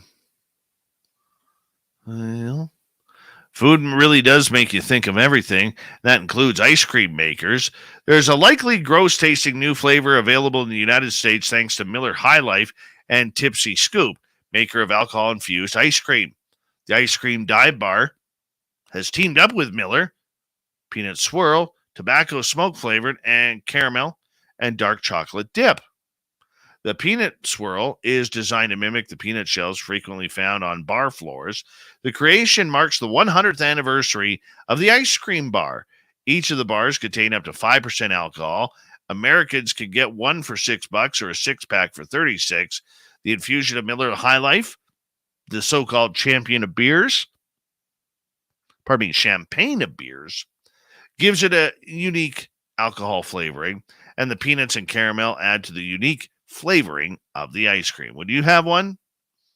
Not sure if I would. Just not sure. All right. Let's see what we got. We got time for one more. Here's a weird one. Sad story out of Mexico. A 3-year-old girl woke up during her own funeral, but then later she was declared dead. Camila Roxana Martinez Mendoza's family had accused the Salinas de Hidalgo Basic Community Hospital of negligence after they reportedly declared the child dead too early. The young girl was experiencing stomach pains, vomiting, and fever when her mother, Mary Jane, took her to the doctor to have some tests run.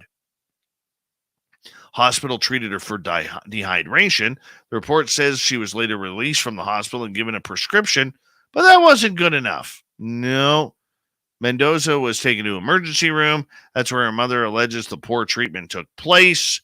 Eventually, the young girl dies.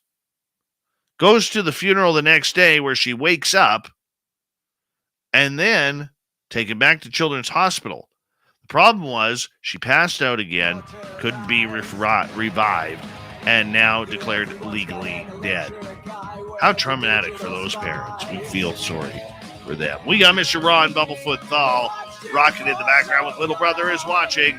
Bumblefoot is the official music of Spaced Out Radio, rocking us in and out of every single show. Get your horns up for the guitar god himself. Special thanks to everybody listening in at home, at work, in your cars, wherever you may be. Thank you to everyone in our chat rooms tonight. YouTube, Twitch, LGAP, Facebook, Space Travelers Club, and on Twitter at hashtag Spaced Out Radio. It's been a good night indeed.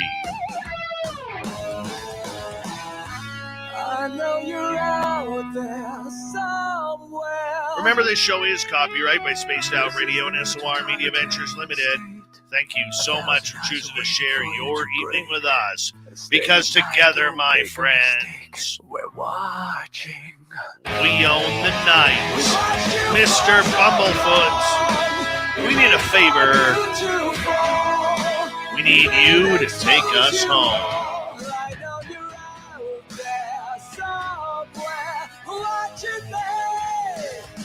Yes, the Woo train has docked for the night. But soon, my friends, we shall ride again. Your seats are always available. Your tickets never expire. And if you want to bring a friend, we got room for them too. Good night.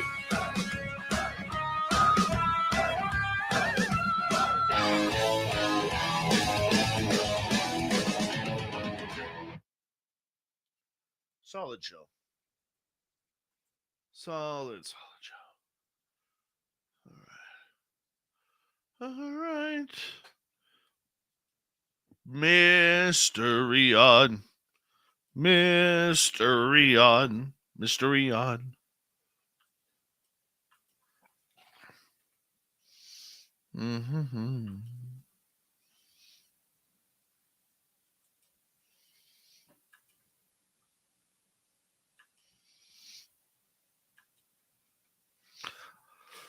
Oh, those are hot. Rock and roll.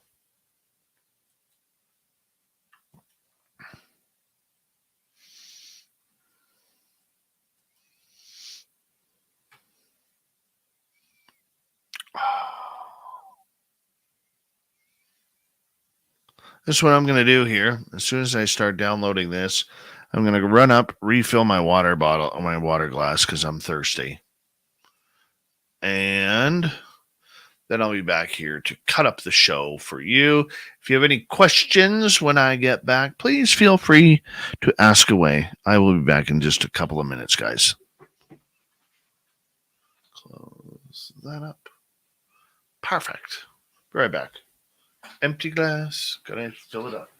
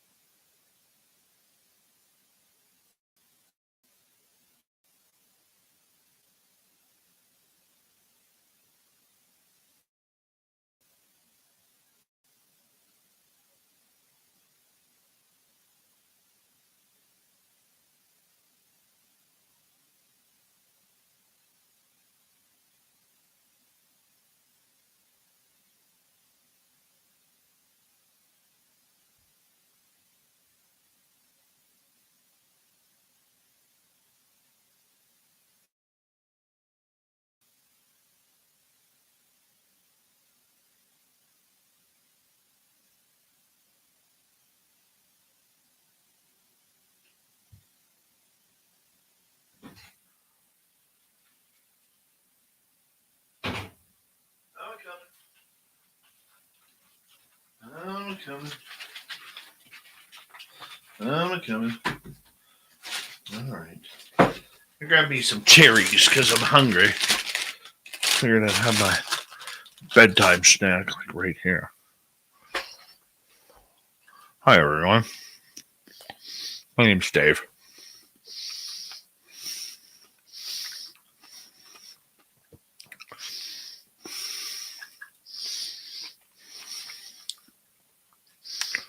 How we all doing? We're watching. I don't want that. All right. Any questions? Yes, there are. Angela, I need to get my store fixed, though, because it's not working very well right now. No, wallet moth, not vaping. I am just eating cherries. That's it.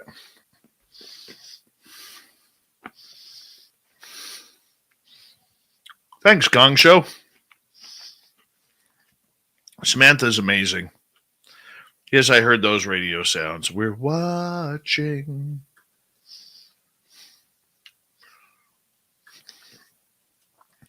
Sometimes that happens when I'm loading them in. Samantha's wonderful, isn't she? Known her for 8 years now.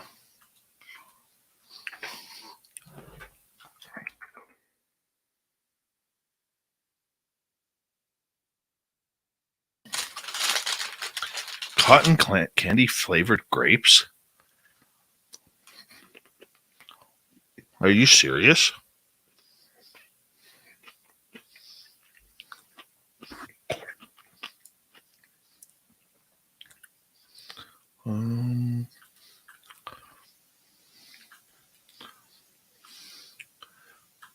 Cotton candy flavored grapes.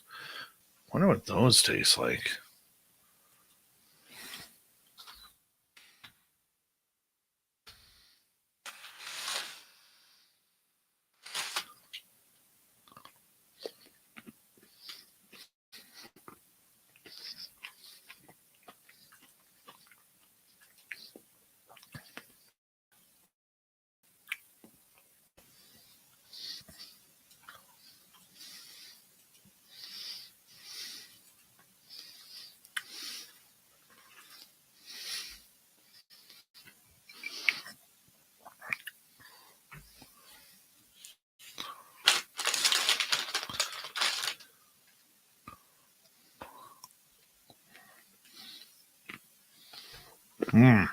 Oob.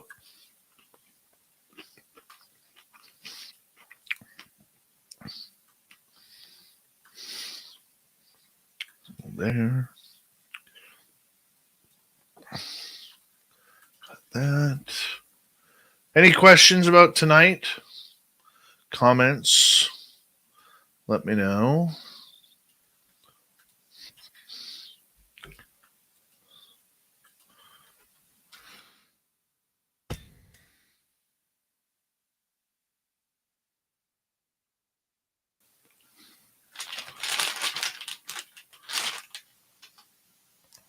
What do I collect?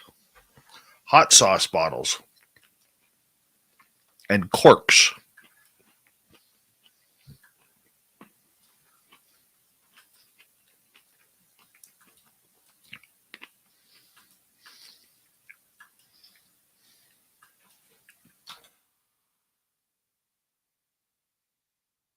That's what I collect.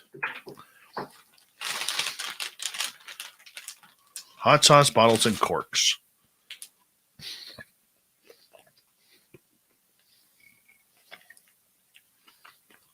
I didn't think I had sound issues tonight.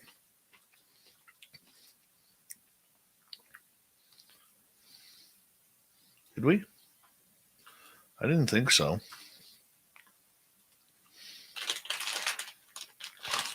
Yeah. If you look at that bottom shelf there, That's all empty hot sauce bottles.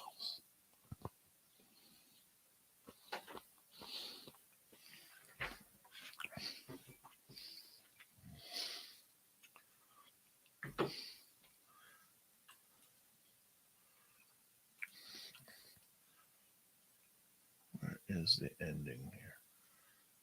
There. Is that it? That is it. Cool.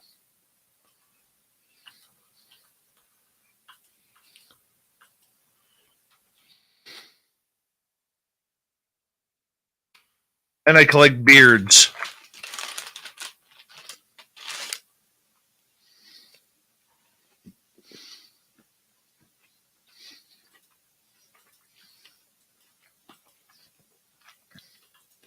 So if you have a beard, big beard, and you shave it off, send it to me.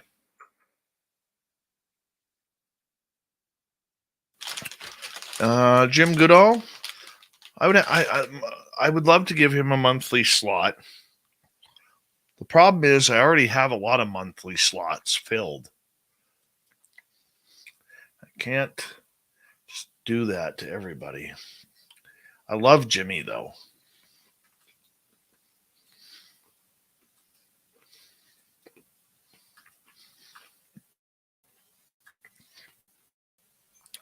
Lottie, Dave, are you growing your hair or planning on getting it cut? Looks awesome that way. I'm not sure yet. Part of me wants to get it cut.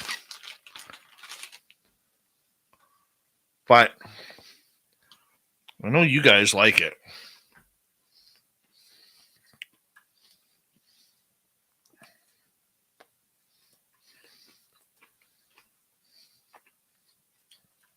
So that's one of the reasons why I don't want to get it cut.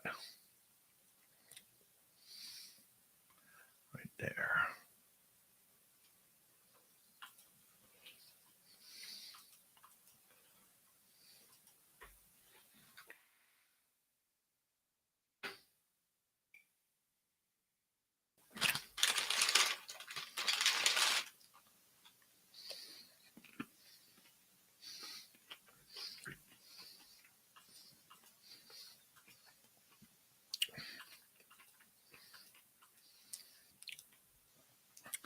Dave, do you think part of disclosure will be the realization we're in fashion ET that our global nations are somehow wrapped up in? No.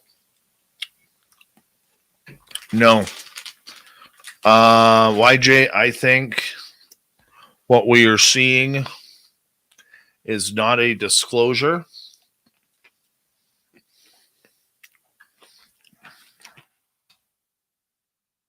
What I'm saying by these factions and agendas that are coming out I think what we are seeing is we are seeing a race to see who can be the commanders of space. And they are using the evil alien ploy in order to get their way with false narratives.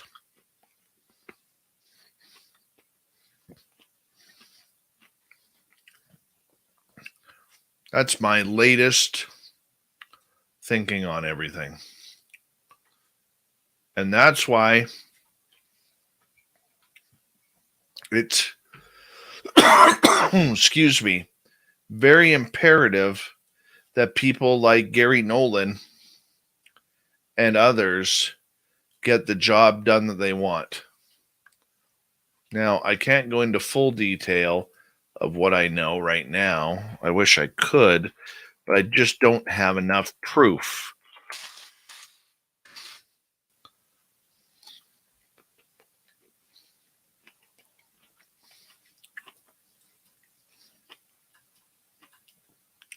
But I don't think for a second that this is about aliens.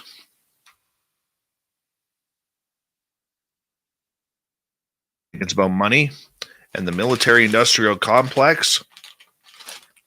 And they're using our story in order to get what they want.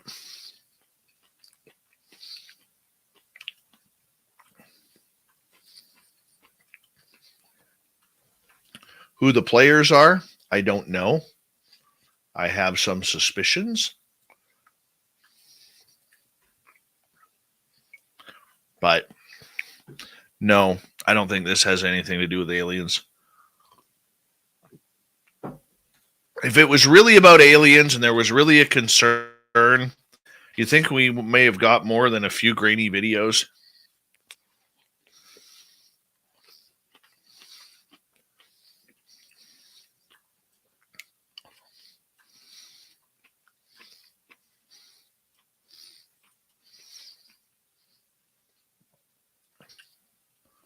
And more than just swamp grass at the public congressional hearings?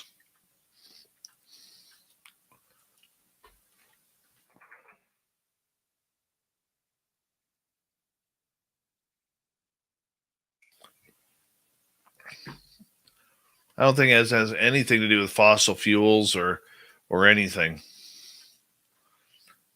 There's a couple people who could turn the tides on this. Okay? On our level, Gary Nolan. All of you should be following everything Gary Nolan says. Of course, read between the lines.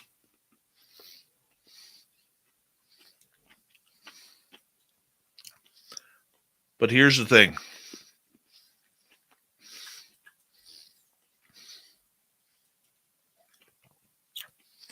If Elon Musk starts talking aliens,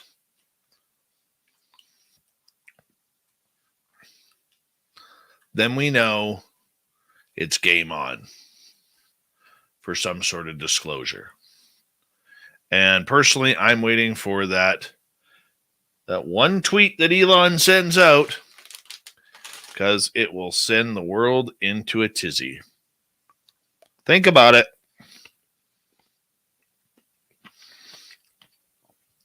You don't have to be a scholar to know that Elon Musk and his rockets are being followed.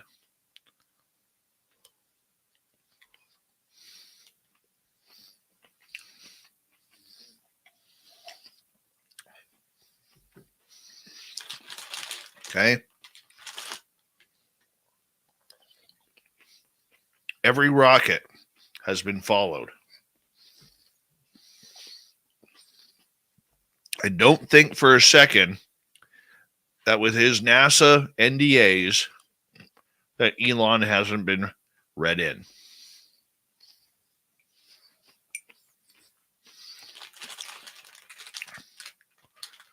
And especially with all the cameras he has. What has Elon Musk caught?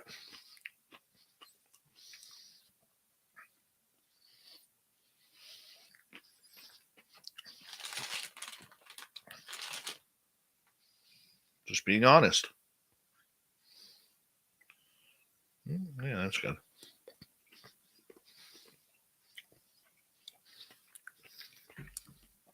What is SpaceX caught on their cameras? That's what we need to know. Oh, Elon knows.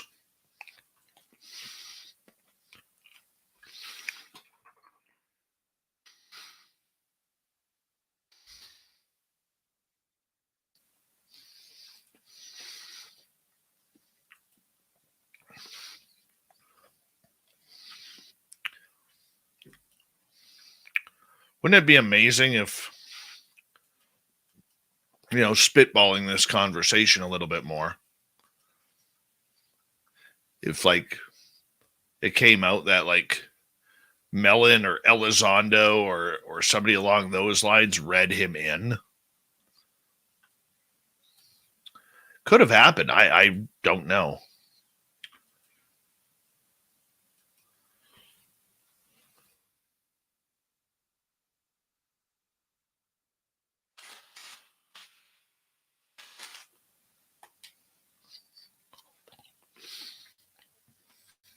Or Chris Altman.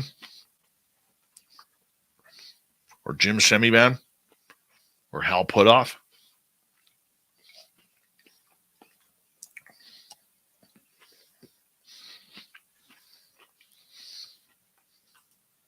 Could have happened.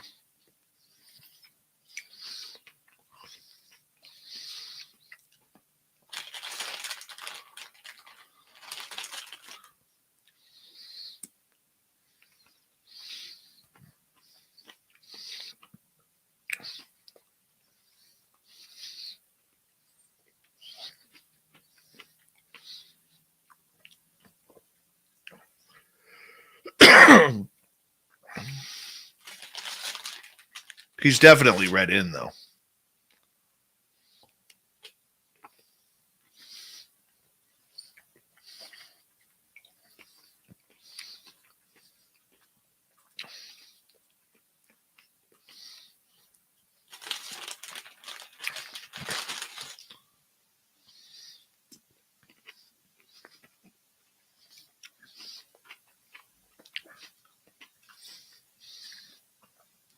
How do I sleep at night with all this running through my head?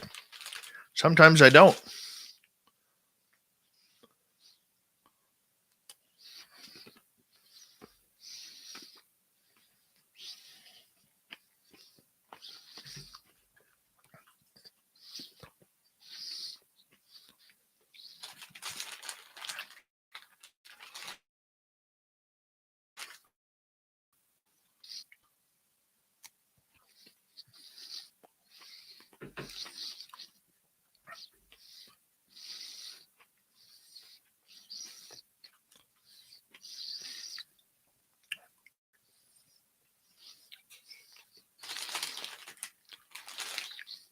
Elon Musk is South African, Canadian, and American.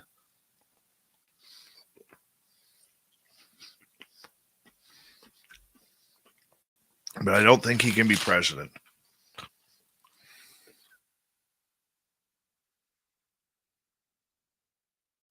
Yeah, he can't. You're right. He was born in South Africa.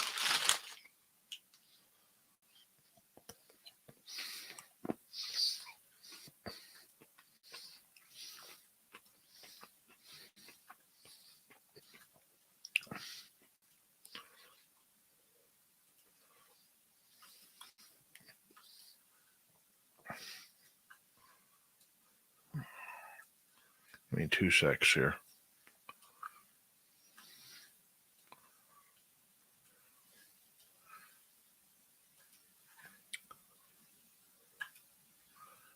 All right, I'll get this started.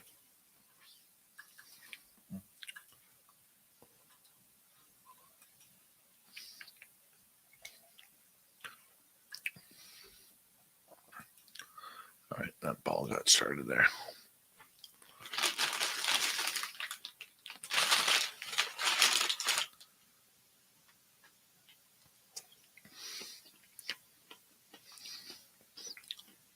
Because he needs NASA's launch pads.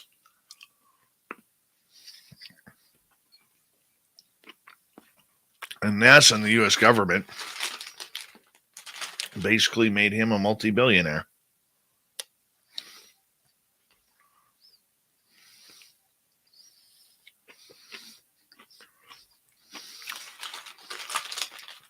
Hey, gorgeous Larry Schulte.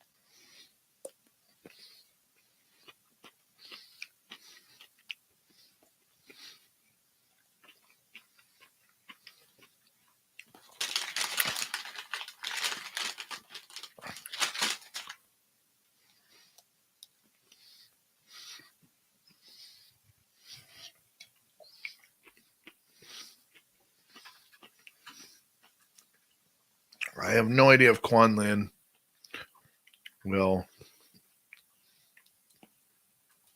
post her secrets today.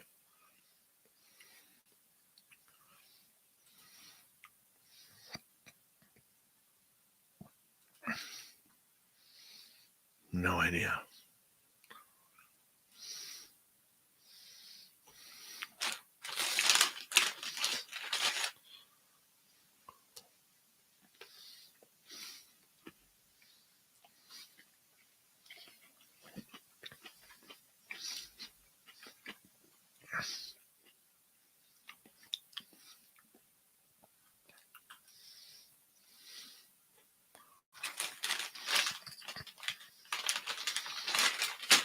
Swamp Dweller just uploaded 6 scary Skinwalker horror stories.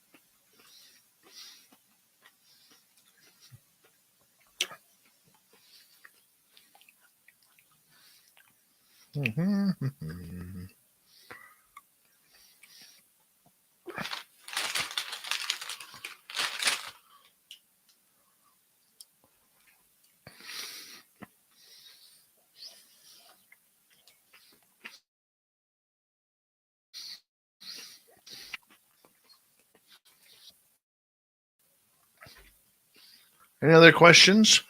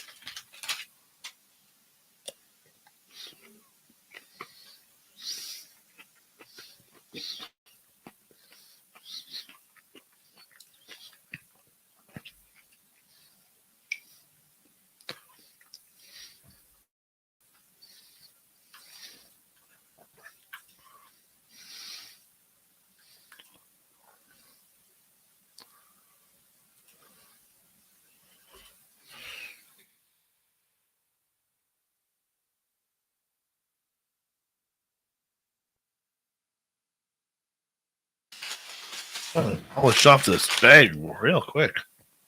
Holy cow.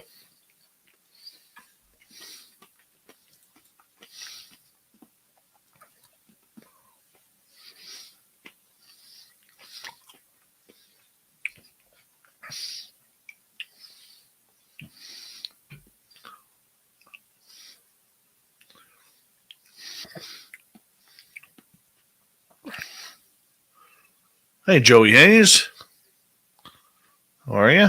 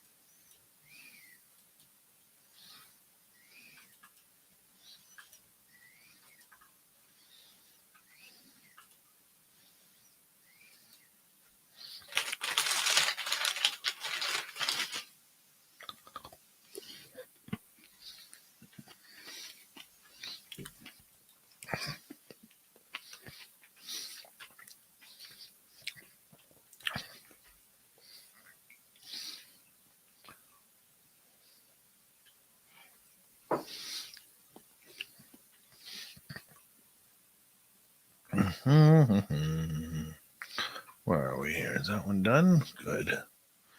Get to this one.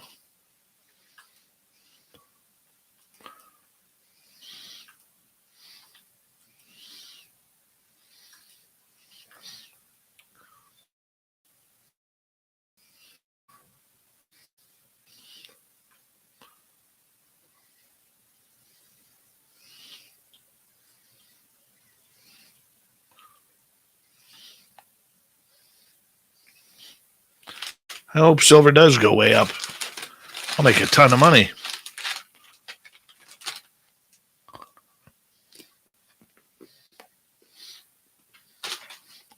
Oh, that's for tomorrow there, Pinzer Flactum.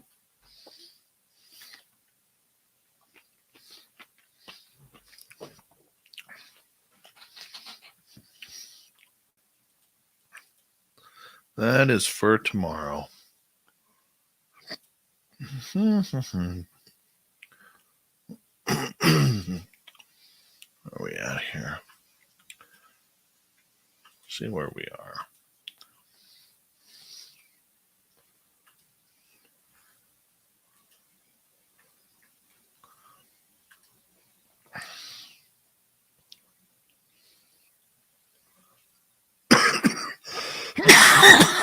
Excuse me.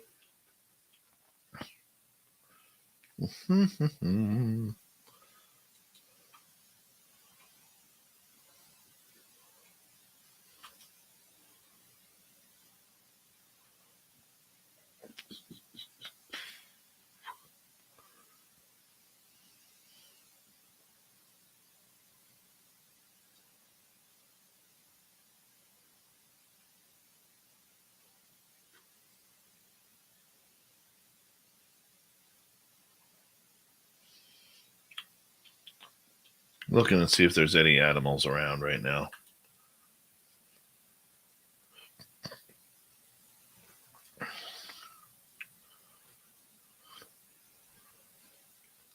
Big dog, what's happening? Which concert did you work? Oh my God, you worked the big one.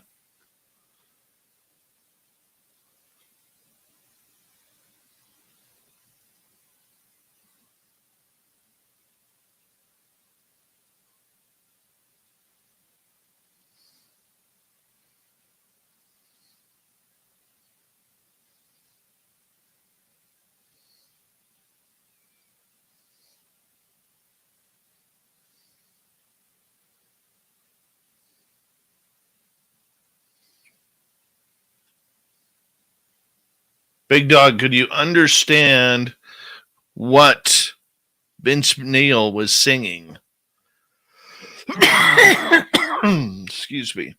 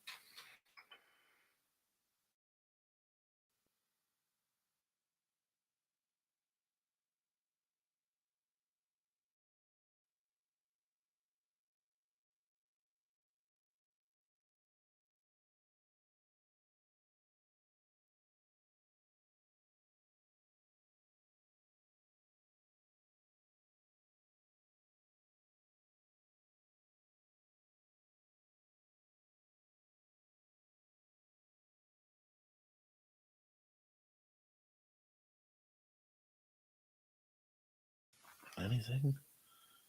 Is that just the wind blowing there?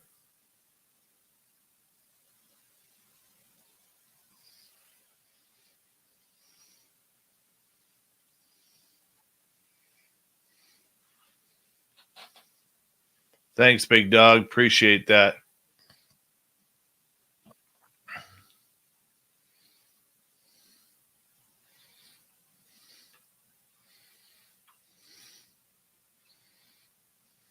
Nothing.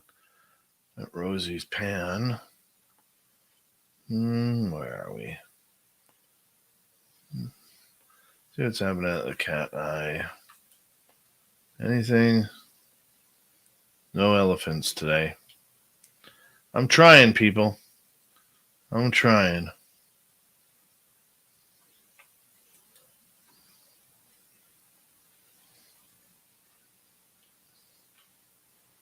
No, nothing.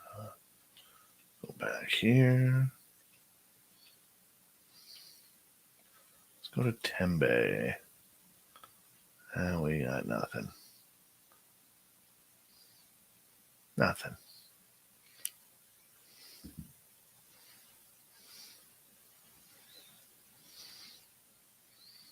They're panning. They got nothing. Big piles of dookie, that's it.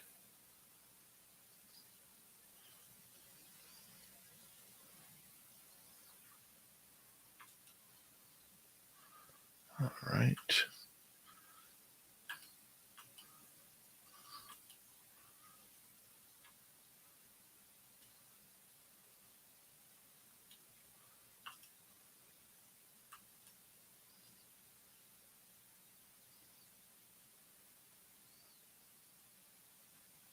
All right, guys.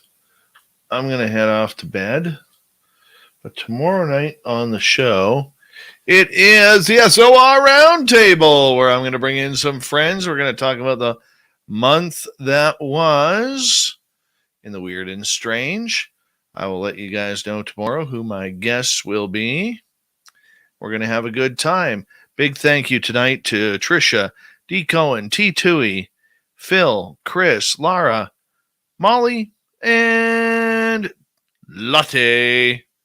Really appreciate your love and support. Thank you for making this a great show tonight. Thank you to all the veterans. Don't forget to follow us on social media. And if you haven't already, give us a thumbs up, thumbs down, thumbs sideways, and let us know below in a comment what you thought of tonight's show. We'll see you all tomorrow, everyone. Much love. Good night.